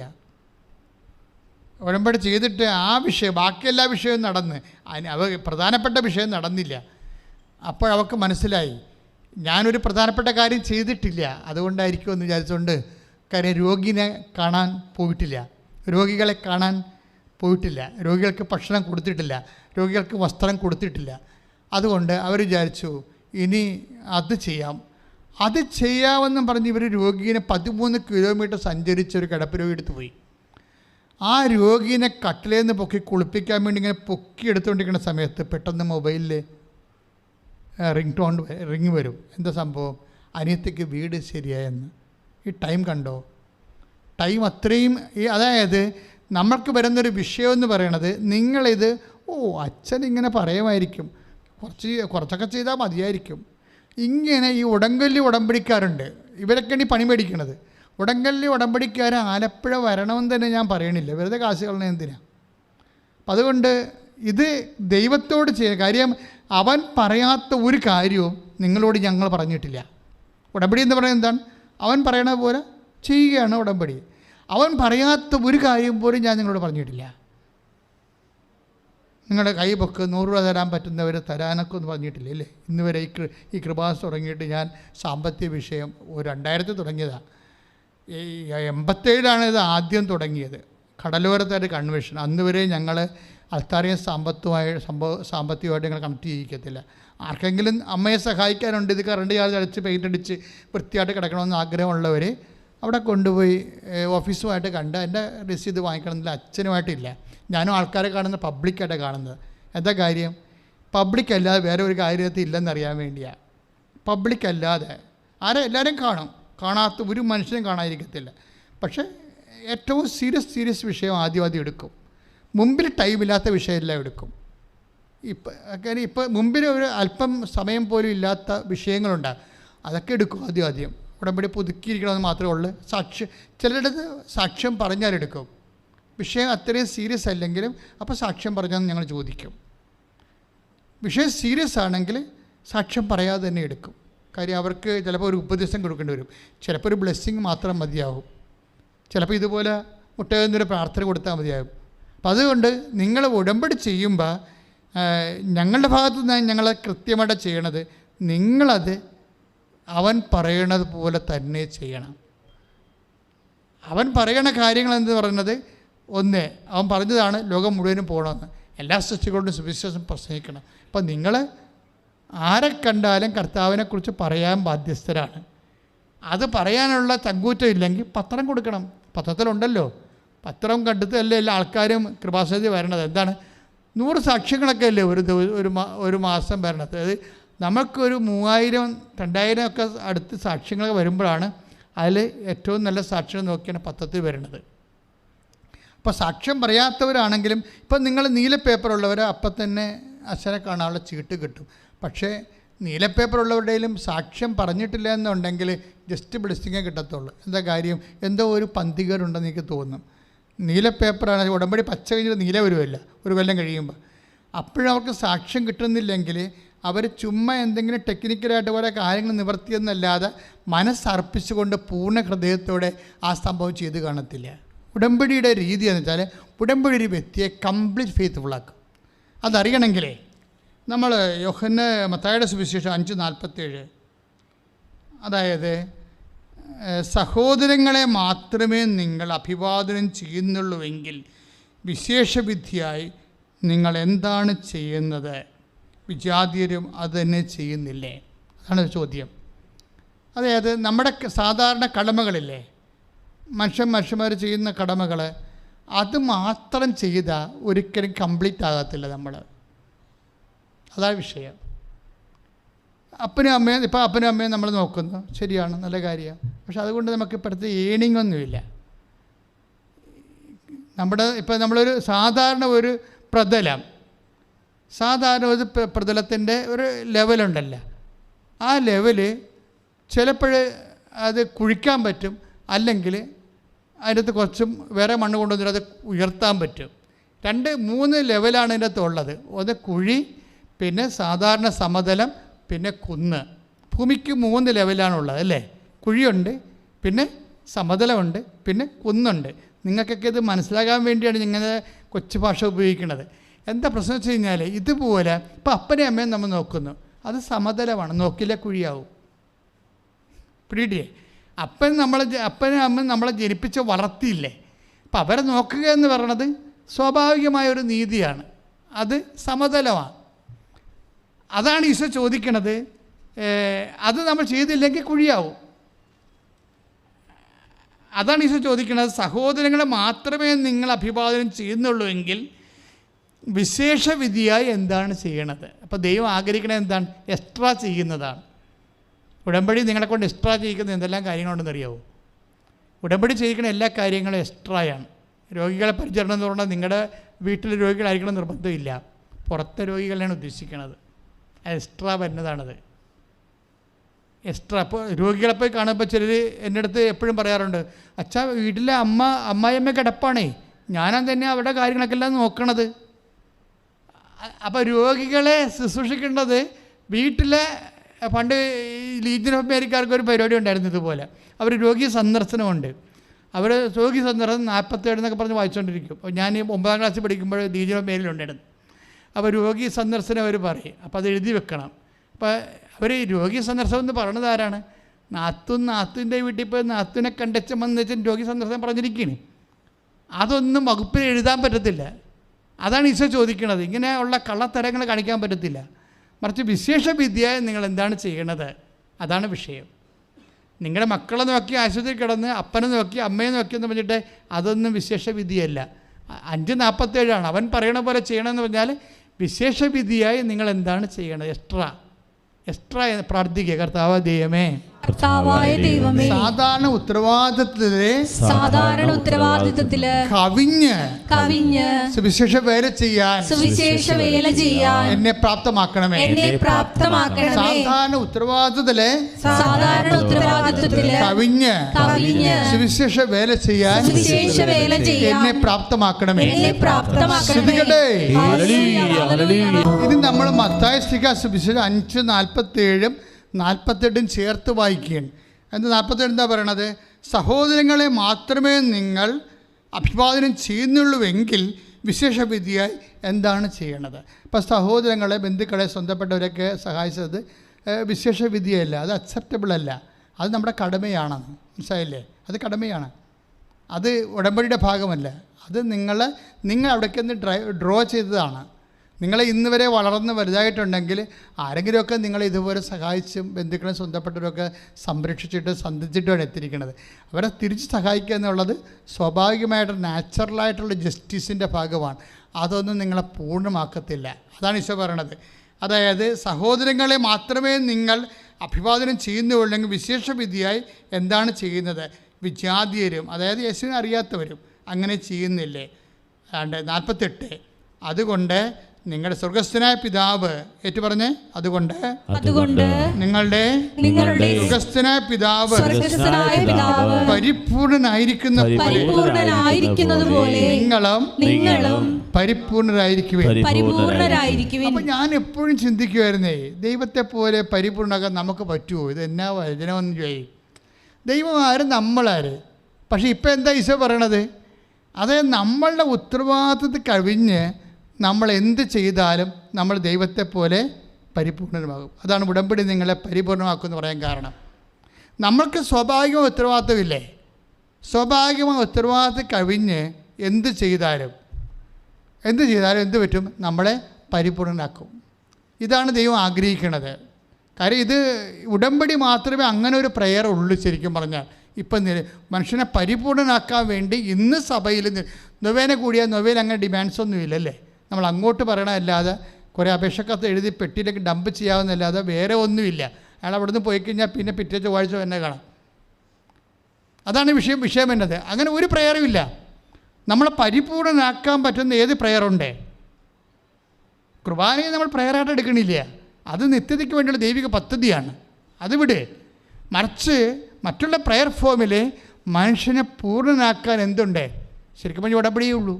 കാര്യം ഉടമ്പടി മാത്രമേ വിശേഷ വിധിയായി ചെയ്യാൻ പറയുന്നുള്ളൂ. ഇപ്പം നിങ്ങൾ കൊടുക്കണ പത്രം എന്ന് പറഞ്ഞ് എല്ലാവരും കൊടുക്കണതല്ലേ. അതുപോലെ നിങ്ങൾ രോഗികൾക്ക് കൊടുക്കണ ഭക്ഷണം, രോഗികൾക്ക് കൊടുക്കണ വസ്ത്രം, രോഗികൾ ആരാണ്? ഗവൺമെൻറ് ആശുപത്രി നമ്മൾ ചെല്ലുമ്പോൾ നമ്മുടെ ബന്ധുക്കളാണ് അവിടെ കിടക്കണത് അല്ല. അപ്പോൾ അതാണ് ചെയ്യുന്നത്. വിശേഷ വിധിയായി ചെയ്യുമ്പോഴേ സ്വർഗസ്ഥനായ പിതാവിനെ പോലെ നമ്മൾ സ്നേഹത്തിൽ പരിപൂർണരായിരിക്കുകയാണ്. എപ്പോഴും ഈശോ അവസാനം വരെ ശ്രദ്ധിക്കുന്നൊരു വിഷയമാണ് അധികമായിട്ട് എന്താണ് ചെയ്യണത്. നിങ്ങളന്ന് അധികമായിട്ട് എന്താ ചെയ്യണത്? അപ്പം ഇതെല്ലാം നമ്മളെല്ലാം ഇങ്ങനെ നോർമലായിട്ട് മിനിമം ആയിട്ടല്ല ചെയ്തു പോകണത്. ദൈവിക കാര്യങ്ങളെ മിനിമം ആയിട്ടല്ല ചെയ്തു പോകണത്. ഇപ്പം നേർച്ചപ്പെട്ടിക്ക് നമ്മൾ ആ ദുഃഖവെള്ളിയാഴ്ചത്തെ നേർച്ചപ്പെട്ടികളില്ലേ, ഇപ്പം നമ്മൾ ദുഃഖവെള്ളിയാഴ്ചത്തെ ഞങ്ങൾ പിരിവ് നമ്മൾ കുരിശും കുത്തി കഴിഞ്ഞിട്ട് ആൾക്കാർ നേർച്ച ഇടത്തില്ലേ, കുരിശും കുത്തി കഴിഞ്ഞിട്ട് നേർച്ച ഇടത്തില്ലേ. അപ്പോൾ നേർച്ച ഇടുമ്പോൾ സ്വാഭാവികമായിട്ടും അതെന്തിനാണ്? വിശുദ്ധ നാടുകൾ, കർത്താവിൻ്റെ ഗെത്സമൻ തോട്ടം, അതുപോലെ തന്നെ ബെത്ലഹേം, കർത്താവ് പിറന്ന സ്ഥലം, അതുപോലെ കാലുവരിയില്ല, കാലുവരി കാത്തലിക്സിൻ്റെ കയ്യിലല്ല, ആ കാത്തലിക്സിൻ്റെ കയ്യിലുള്ള കാനായിലെ കല്യാണത്തിൻ്റെ വേദി, അങ്ങനെ കുറേ സ്ഥലം അതെല്ലാം സംരക്ഷിക്കാൻ വേണ്ടിയാണ് ഈ ദുഃഖ വെള്ളിയാഴ്ചത്തെ കളക്ഷൻ. പക്ഷേ പാത്രത്തിൽ നോക്കിക്കഴിയുമ്പോൾ ഇപ്പോഴും 5 രൂപയൊക്കെ ഉണ്ട്. കാര്യം അവർക്ക് ഇടാൻ പറ്റാഞ്ഞിട്ടല്ല, അവർ പണ്ട് മുതൽ ഇട്ട് പഠിച്ചിരിക്കുന്ന സാധനമാണ്. തുട്ട് കയ്യിലില്ലാത്ത കൊണ്ടാണ് തുട്ടിടാത്തത്. കാര്യം കർത്താവിൻ്റെ കാര്യത്തിന് വരുമ്പോൾ ഞാൻ ധ്യാനകേന്ദ്രത്തിലെ കാര്യമല്ല പറയണത്, ഞാൻ ഇടവകപ്പള്ളിയുടെ കാര്യമാണ് പറയണത്. ഇവിടെ ഞങ്ങൾ സ്വസ്ത്രക്കാഴ്ച പോലും ഇപ്പോൾ എടുക്കണില്ലല്ലോ, കണ്ടില്ലേ? ഞായറാഴ്ച പോലും ഇതിൻ്റെ ഇരട്ടി ആളാണ്, പക്ഷേ സ്വസ്ത്രക്കാഴ്ച എടുക്കത്തില്ല. എടുക്കാൻ വേണ്ടി ആത്മാവിതുവരെ പറഞ്ഞിട്ടില്ല. പറയണ സമയത്ത് പറയും. ഞാൻ പറഞ്ഞു വരുന്നതിൻ്റെ കാരണം, ഞാൻ പറഞ്ഞതിൻ്റെ വിഷയം നിങ്ങൾ ശ്രദ്ധിക്കണം. ഞാൻ പറയുന്നതിൻ്റെ വിഷയം വിശേഷ വിധിയായി നിങ്ങൾ എന്താണ് ചെയ്യണത്. കർത്താവിൻ്റെ ഒരു മൈൻഡ് സെറ്റ് അങ്ങനെയാണ്. അതാണ് ഞാൻ പറഞ്ഞത്. എൻ്റെ സബ്ജക്റ്റ് അതാണ്. കൊടുക്കുമ്പോൾ നിങ്ങൾക്കും ലഭിക്കും. അമർത്തി കുലുക്കി നിറച്ചളന്ന് അവൻ നിൻ്റെ മടിയിലോട്ട് ചൊരിയുമെന്ന് പറഞ്ഞില്ലേ? എന്തുകൊണ്ടാണ് ചൊരിയാത്തത്? നിങ്ങളുടെ കൈ ഇങ്ങനെ കുറുകിയിരിക്കണം കൊണ്ടല്ലേ? അതാണ് സംഭവം വരണത്. അതുകൊണ്ട് വിശേഷ വിധിയായി നമുക്ക് ഇപ്പോൾ നിങ്ങൾ ഇപ്പോൾ രോഗി നമ്മൾ ഉടമ്പടി പ്രകാരം ചിലപ്പോൾ നിങ്ങൾ ഭക്ഷണം നിങ്ങൾ ആൾക്കാർക്ക് വസ്ത്രം കൊടുക്കും. ആർക്കാണ് വസ്ത്രം കൊടുക്കണത്? ശരിക്കും പറഞ്ഞാൽ നമുക്ക് നാളെ കാലങ്ങളിൽ വന്ന് വല്ല സഹായം ചെയ്യാൻ പറ്റുന്ന ആൾക്കാരെ നോക്കിയാണ് നമ്മൾ അങ്ങനെയുള്ള പരിപാടിയൊക്കെ ചെയ്യണത്. അത് നമുക്ക് നാളെ എന്തെങ്കിലും പ്രയോജനം ഉണ്ടാകും. ഒന്നുമില്ലെങ്കിലേ ഇപ്പോൾ ഓൺലൈനിൽ കറണ്ട് ചാർജ് അടക്കാൻ എല്ലാവർക്കും അറിയത്തില്ലല്ലോ. അപ്പോൾ ഇവളുടെ അടുത്ത് പൈസ കൊടുത്ത് വിട്ടാൽ അവൾ പോയി അടച്ചോളൂ. അപ്പോൾ അവൾക്ക് ഒരു സാരി ഇരിക്കട്ടെ. ഇങ്ങനെയുള്ള ഒരു, അതായത് നമ്മൾക്ക് എന്തെങ്കിലും പ്രയോജനം ഉണ്ടെങ്കിൽ അതിന് പറ്റുന്ന സഹായമാണ് ആൾക്കാർ ചെയ്യണത്. ഇതൊന്നും അക്സെപ്റ്റബിൾ അല്ല. നമുക്ക് പ്രയോജനം ഉണ്ടാവരുതെന്ന് ഈശോ പറയണത്. അപ്പോൾ ഈശോ പറയും അതിൻ്റെ പ്രതിഫലം നിങ്ങൾക്ക് ലഭിച്ചു കഴിഞ്ഞു എന്ന് പറയും. നമുക്ക് അത് ഈശോ പറയും പ്രതിഫലം നമുക്ക് ലഭിച്ചു കഴിഞ്ഞു. നമുക്ക് ഇവിടെ വെച്ച് തന്നെ ക്യാഷ് ആൻഡ് കൈൻഡായിട്ട് പ്രതിഫലം ലഭിച്ചു കഴിഞ്ഞാൽ അത് പൂർണ്ണതയുടെ ഭാഗമായിട്ട് ദൈവം അംഗീകരിക്കണില്ല എന്നതിൻ്റെ അർത്ഥം. നമുക്ക് ഇങ്ങോട്ട് കിട്ടരുത്, നമ്മൾക്ക് ഇങ്ങോട്ട് കിട്ടരുത്. ഇങ്ങോട്ട് കിട്ടാത്ത എല്ലാത്തിനും എന്താ ഈശോ പറയണത്? ഞാൻ തിരിച്ചു വരുമ്പോൾ തന്നുകൊള്ളാമെന്ന് പറഞ്ഞില്ലേ? നിത്യതയിൽ നമുക്ക് ലഭിക്കാനുള്ള കാരണങ്ങളെല്ലാം ഇത് സ്വരുക്കൂട്ടലാണ്. ആ നിത്യതയെക്കുറിച്ച് ബോധമുള്ളവരാണ് തിരിച്ചു കിട്ടാത്ത കാര്യങ്ങൾ ചെയ്യണത്. തിരിച്ചു കിട്ടാത്ത കാര്യങ്ങൾ ചില ആൾക്കാർക്കറിയാം. അതായത് അവർക്കിനി ആ കടം കൊടുത്തതാണ്, നമുക്ക് കുറച്ച് പലിശയൊക്കെ അവർ തന്നതാണ്, ഇനിയിപ്പോൾ അവർക്ക് കിട്ടാനുള്ളൊരു മാർഗവുമില്ല. വീട് സ്ഥലം വിൽക്കണം അവർക്ക്. വിറ്റാൽ പിന്നെ അതുങ്ങൾ വെള്ളത്തിലാവും. അപ്പോഴേ നിങ്ങൾക്ക് വേണമെങ്കിൽ ഇളവ് ചെയ്ത് കൊടുക്കാം. കടം വേണമെങ്കിൽ ഇളവ് ചെയ്ത് കൊടുക്കാം. അപ്പം അങ്ങനെ മാനസികാവസ്ഥ ഉണ്ടാവണം. എന്താ കാര്യം? അത് അവർ നമുക്ക് തിരിച്ചു തരണം നിർബന്ധമില്ല, പക്ഷെ ദൈവം നമുക്ക് തിരിച്ചു തരും. വിശുദ്ധ ലൂക്കാ സുവിശേഷം 10-ാം അധ്യായത്തിലെ ഈ നല്ല സമരിയക്കാരൻ്റെ കഥ പറയത്തില്ലേ? നല്ല സമരിയക്കാരൻ്റെ കഥ പറയുമ്പോൾ ഉപമ പറയുമ്പോൾ അവനെ അയാൾ സത്തത്തിൽ കൊണ്ടുപോയി പരിചരിക്കുന്നുണ്ട്, നല്ല സമരിയക്കാരൻ ആ മുറിവേറ്റ മനുഷ്യനെ. എന്നിട്ട് പറയുന്നൊരു വാക്കുണ്ട്. എന്താ പറയണത്? ഇവൻ്റെ കാര്യത്തിൽ അടുത്ത ദിവസം 10:35 വിശുദ്ധ ലൂക്കാ സുവിശേഷം, അടുത്ത ദിവസം അവൻ സത്തന സൂക്ഷിപ്പുകാരൻ്റെ കയ്യിൽ 2 ദനാറ കൊടുത്തിട്ട് പറഞ്ഞു, ഇവൻ്റെ കാര്യത്തിൽ ശ്രദ്ധ വേണം, ഇവൻ്റെ കാര്യം നോക്കിക്കൊള്ളണം. കൂടുതലായി എന്തെങ്കിലും ചിലവാകുന്നെങ്കിൽ ഞാൻ തിരിച്ചു വരുമ്പോൾ തന്നുകൊള്ളാം. ഉടമ്പടി അതാണ് ചെയ്യണത്. നമ്മൾ ഉടമ്പടിയിൽ എന്താണ് ചെയ്യണത്? അവൻ്റെ കാര്യത്തിൽ നമ്മളൊരു ശ്രദ്ധ, അവനായാലും അവളായാലും. മുറിവേറ്റവനും കിടന്നു പോയവനും സാമ്പത്തികമായി തകർന്നു പോയവനും കടങ്ങേറി മുടിഞ്ഞവനും രോഗം വന്ന് അങ്കലാപ്പിലായി പോയവനും അവൻ്റെ കാര്യത്തിൽ ഒരു ശ്രദ്ധ വേണം. അതാണ് ഉടമ്പടി ചെയ്യണത്. അവൻ പറയുന്ന പോലെയാണ് നമ്മൾ ചെയ്യണത്. എന്താ പറയണത്? അവൻ്റെ കാര്യം നോക്കിക്കൊള്ളണം. കൂടുതലായി എന്തെങ്കിലും ചിലവായാൽ ഞാൻ തിരിച്ചു വരുമ്പോൾ തന്നുകൊള്ളാം. ഞാനെന്ന് പറയുന്നത് ആരാണ് അതിൻ്റെ അകത്ത്? ഈ 10:35 ഞാൻ ആരാണ്? ക്രിസ്തുവാണ്. ക്രിസ്തു എങ്ങോട്ട് പോവുകയാണ്? അവൻ ജെറുസലേമിലേക്ക് പോവുകയാണ്. നമ്മൾ ഇത് ഈ യാത്ര, അവൻ്റെ യാത്രാമധ്യേ പറയണ കാര്യമാണ്. അവൻ എപ്പോഴാണ് ഈ RC ബൈബിളില്ലേ, നല്ല രസമാണ്. ഞാൻ അത് ഇംഗ്ലീഷ് ബൈബിൾ, അതാണ് ഞാൻ ഫോളോ ചെയ്യണത്. അപ്പോൾ അതിനകത്ത് വന്നിരിക്കണത്, Jesus set his face to go to Jerusalem. എന്ന് വെച്ച് കഴിഞ്ഞാൽ അവൻ ജെറുസലേമിലേക്ക് തിരിഞ്ഞു എന്ന്. ജെറുസലേമിലേക്ക് തിരിഞ്ഞു. 9:52 വചനമാണ്. ലൂക്കാ 9:50. POC പറഞ്ഞിരിക്കുന്നത് അവൻ ജെറുസലേമിലേക്ക് പോകാൻ ഉറച്ചു എന്നാണ്. പക്ഷേ ഇംഗ്ലീഷ് ബൈബിൾ പറയണത് സെറ്റ് ഹിസ് ഫേസ് എന്നാണ്. അത് അടിപൊളിയാണ്, ഭാവാത്മകമാണ്. ഈ സാങ്കേതിക തർജ്ജമക്കാരുണ്ടാകുന്ന പ്രശ്നങ്ങൾ നിസ്സാരമല്ല. ദൈവത്തിൻ്റെ മനസ്സ് പോവും. ഇപ്പം ജീസസ് സെറ്റ് ഹിസ് ഫേസ്, അവൻ ജെറുസലേമിലേക്ക് തിരിഞ്ഞു എന്ന് വെച്ചാൽ അവൻ പിതാവിൻ്റെ അടുത്തേക്ക് തിരിഞ്ഞു എന്നതിൻ്റെ അർത്ഥം. ജെറുസലേം എന്താണെന്ന് നമുക്കറിയാം, പിതാവിൻ്റെ സന്നിധാനമാണ്, എൻ്റെ പിതാവിൻ്റെ ആലയമെന്നാണ് പറയണത്. അവൻ പിതാവിലേക്ക് തിരിഞ്ഞു. 9 തിരിഞ്ഞതാണ്. അതായത് ലൂക്ക 9:51-52 അവനെങ്കിലും തിരിയണത്. Set his face towards Jerusalem എന്ന് വെച്ചാൽ പിതാവിൻ്റെ നേരെ അവൻ തിരിഞ്ഞു എന്ന് അവൻ പറയണം, ഞാൻ ഇനി തിരിച്ചു വരും. 2ാമത്തെ വരവാണ് അവൻ്റെ ഉദ്ദേശിക്കുന്നത്.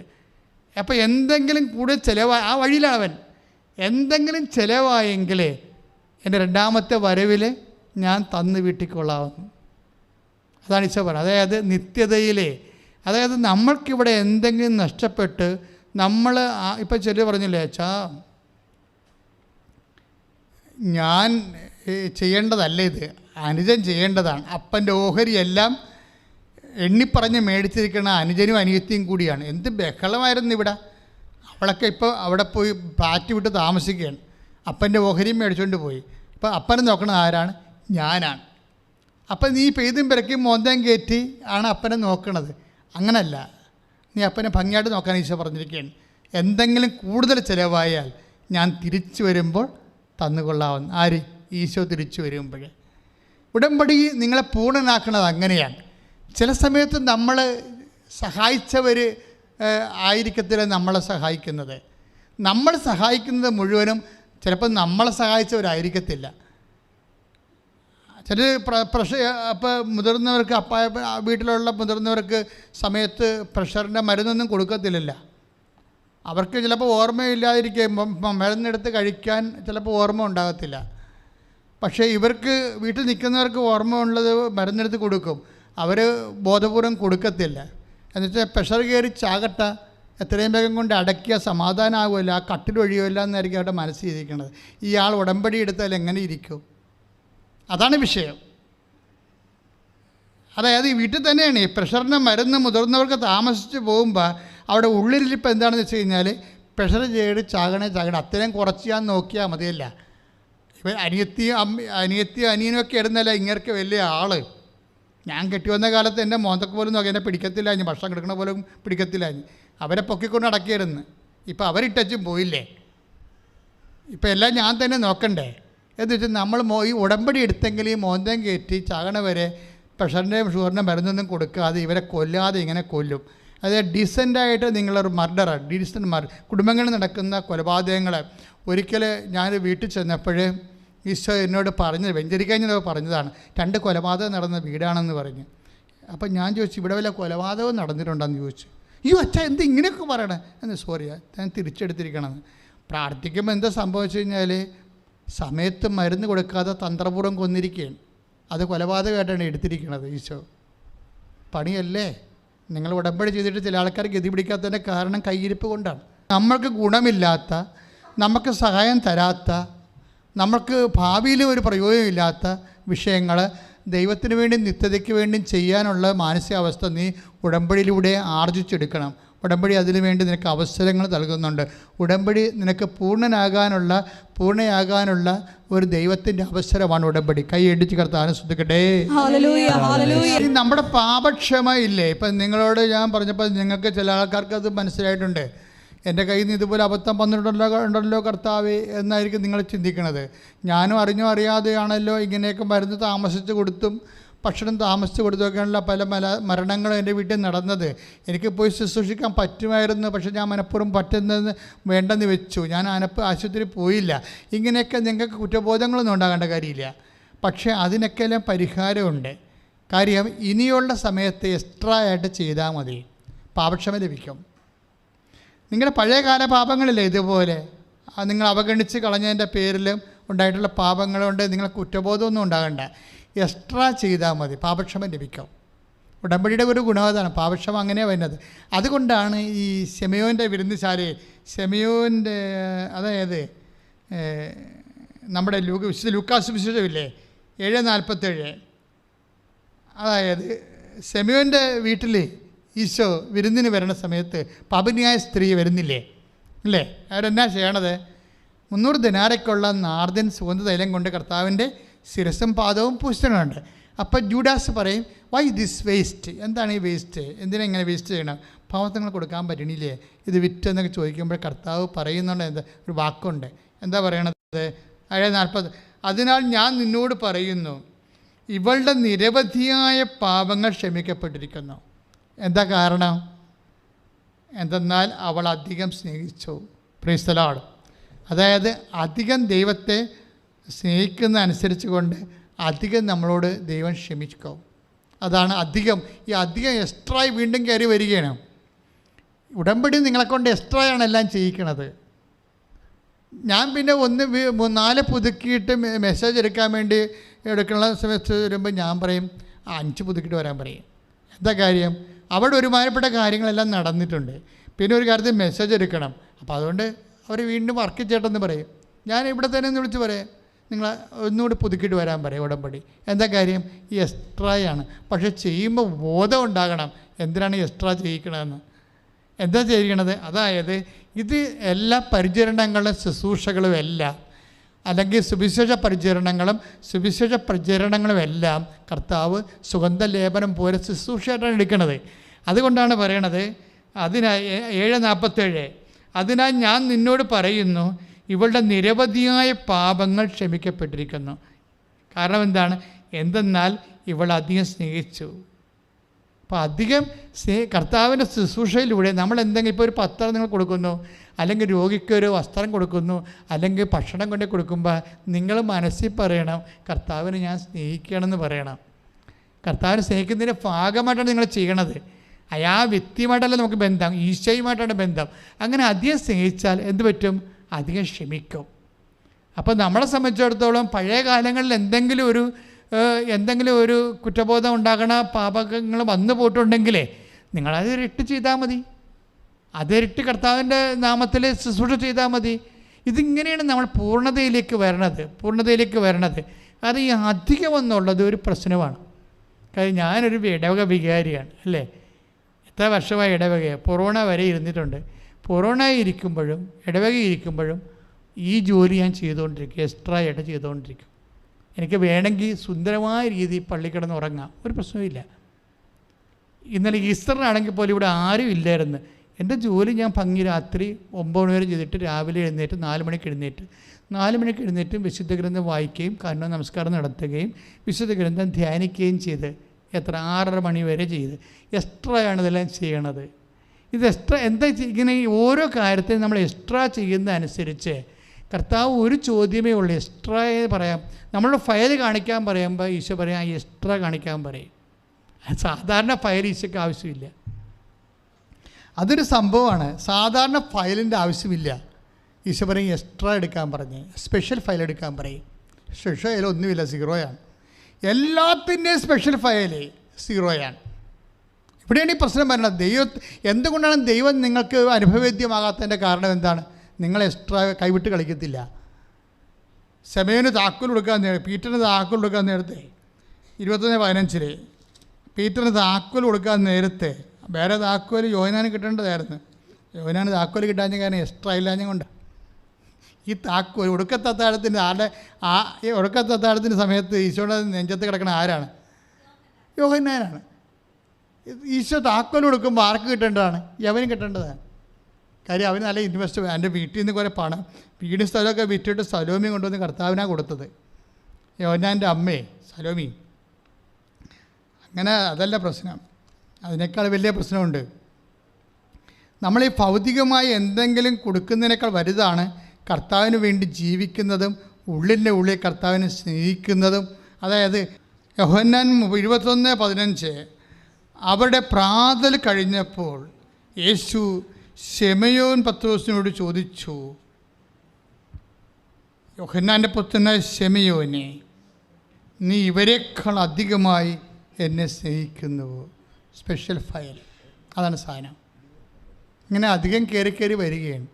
ഇവരെക്കാൾ അധികമായി. യോഹന്നാൻ ഈശോയുടെ റിലേറ്റീവാണ്, നമുക്കറിയാമല്ലോ. ആ റിലേഷൻ ഒന്നും ഇവിടെ വില പോകത്തില്ല.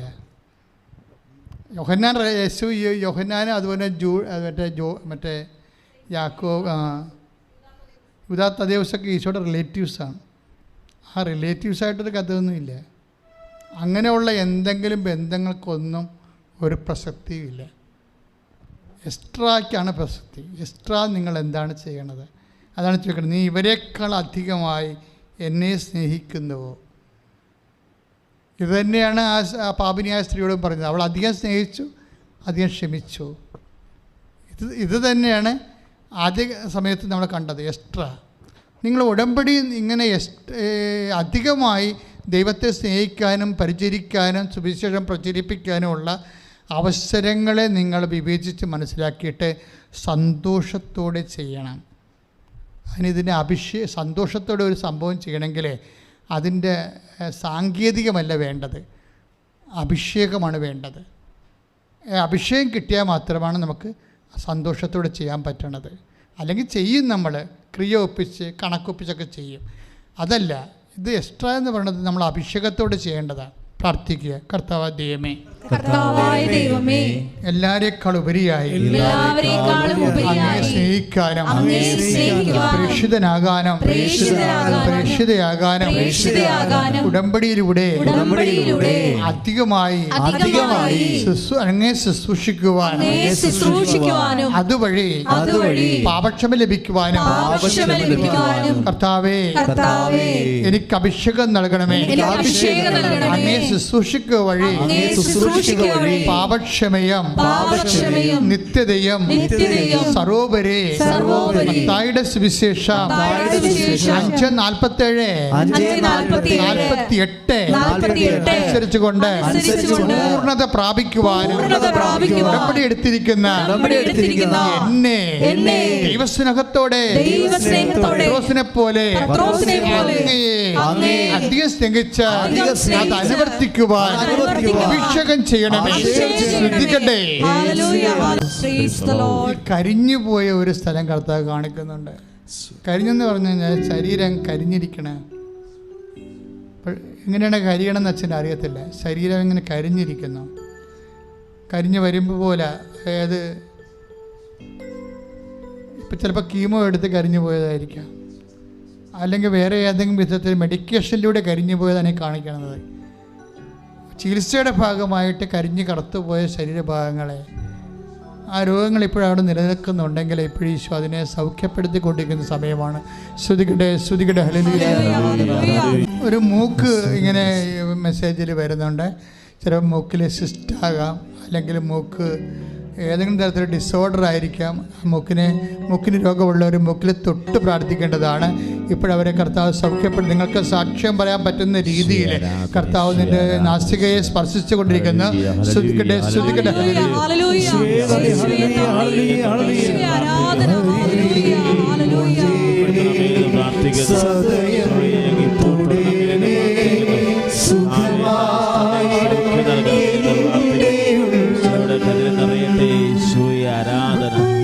വെളുത്ത വേരുകൾ ഓടുന്ന രോഗങ്ങൾ, വെളുത്ത വേരുകൾ, ചെറിയ രീതിയിലുള്ള വെളുത്ത നിറത്തിലുള്ള വേരുകൾ ഓടുന്ന രോഗങ്ങൾ, അങ്ങനെയാണ് അത് കാണിക്കുന്നത്. കർത്താവ് ആ വ്യക്തിയെ സുഖപ്പെടുത്തിക്കൊണ്ടിരിക്കുന്നത്. ശ്രദ്ധിക്കട്ടെ. ലക്ഷക്കണക്കിന് രൂപ കടങ്ങളുള്ളവർ മാത്രം കൈയുയർത്തുക. അവർക്ക് വേണ്ടി പ്രാർത്ഥിക്കാൻ പോകുന്ന സമയമാണ്. നിങ്ങൾക്ക് അടക്കാൻ പറ്റാത്ത രീതി ദൈവം ഇടപെടലില്ലെങ്കിൽ അടക്കാൻ പറ്റുന്നവരൊക്കെ ഉണ്ടാകും. അവരെല്ലാം കൈയൊരുന്ന് കൈപ്പൊക്കണ്ട. ദൈവം ഇടപെടാതെ ഇനി നിങ്ങൾക്ക് രക്ഷപ്പെടത്തില്ല എന്നുള്ളവർ മാത്രമേ കൈപ്പൊക്കാവൂ. ദൈവം പ്രത്യേകമായ വിധത്തിൽ, എന്നുവെച്ചാൽ ഉടമ്പടി അനുസരിച്ച് നോട്ട് ബൈ മെറിറ്റായിട്ട് ചിലപ്പോൾ നിങ്ങൾക്ക് സ്ഥലം വിൽക്കാനുണ്ടാകും, അത് വിറ്റ് മാറിയാലും മതിയായിരിക്കും.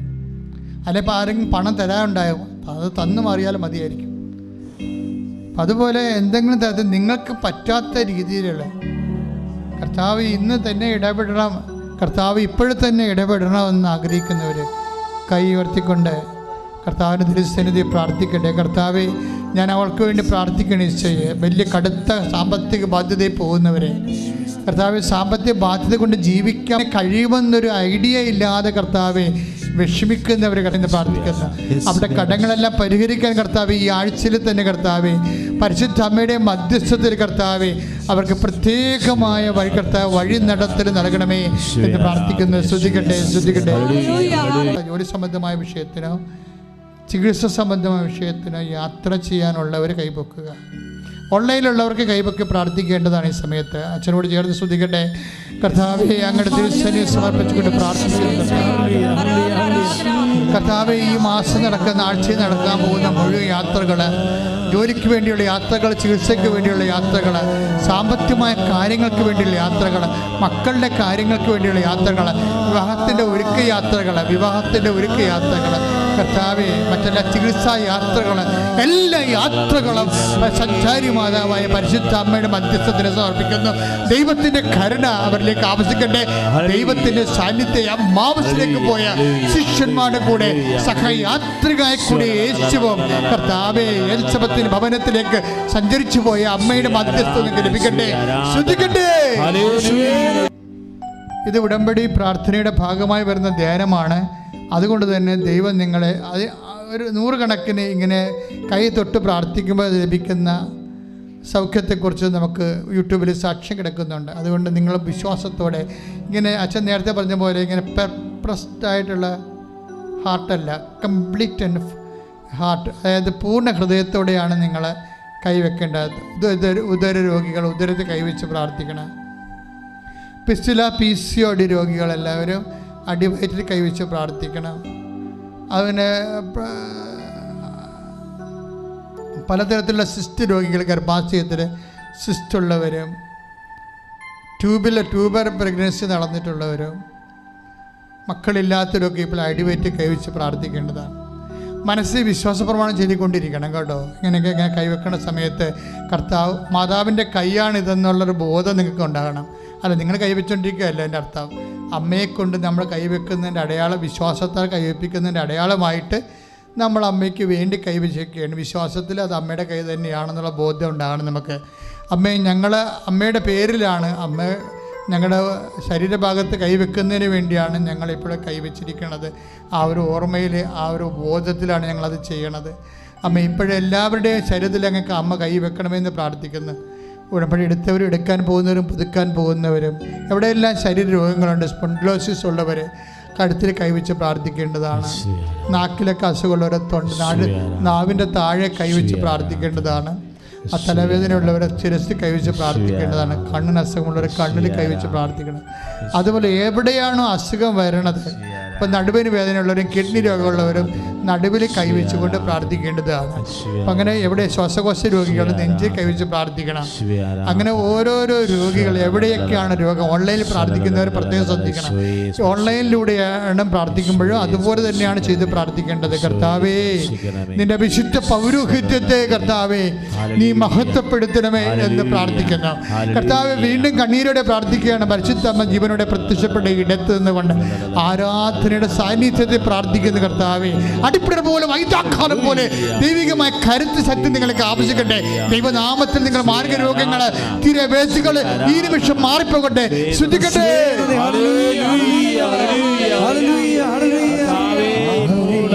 ജനം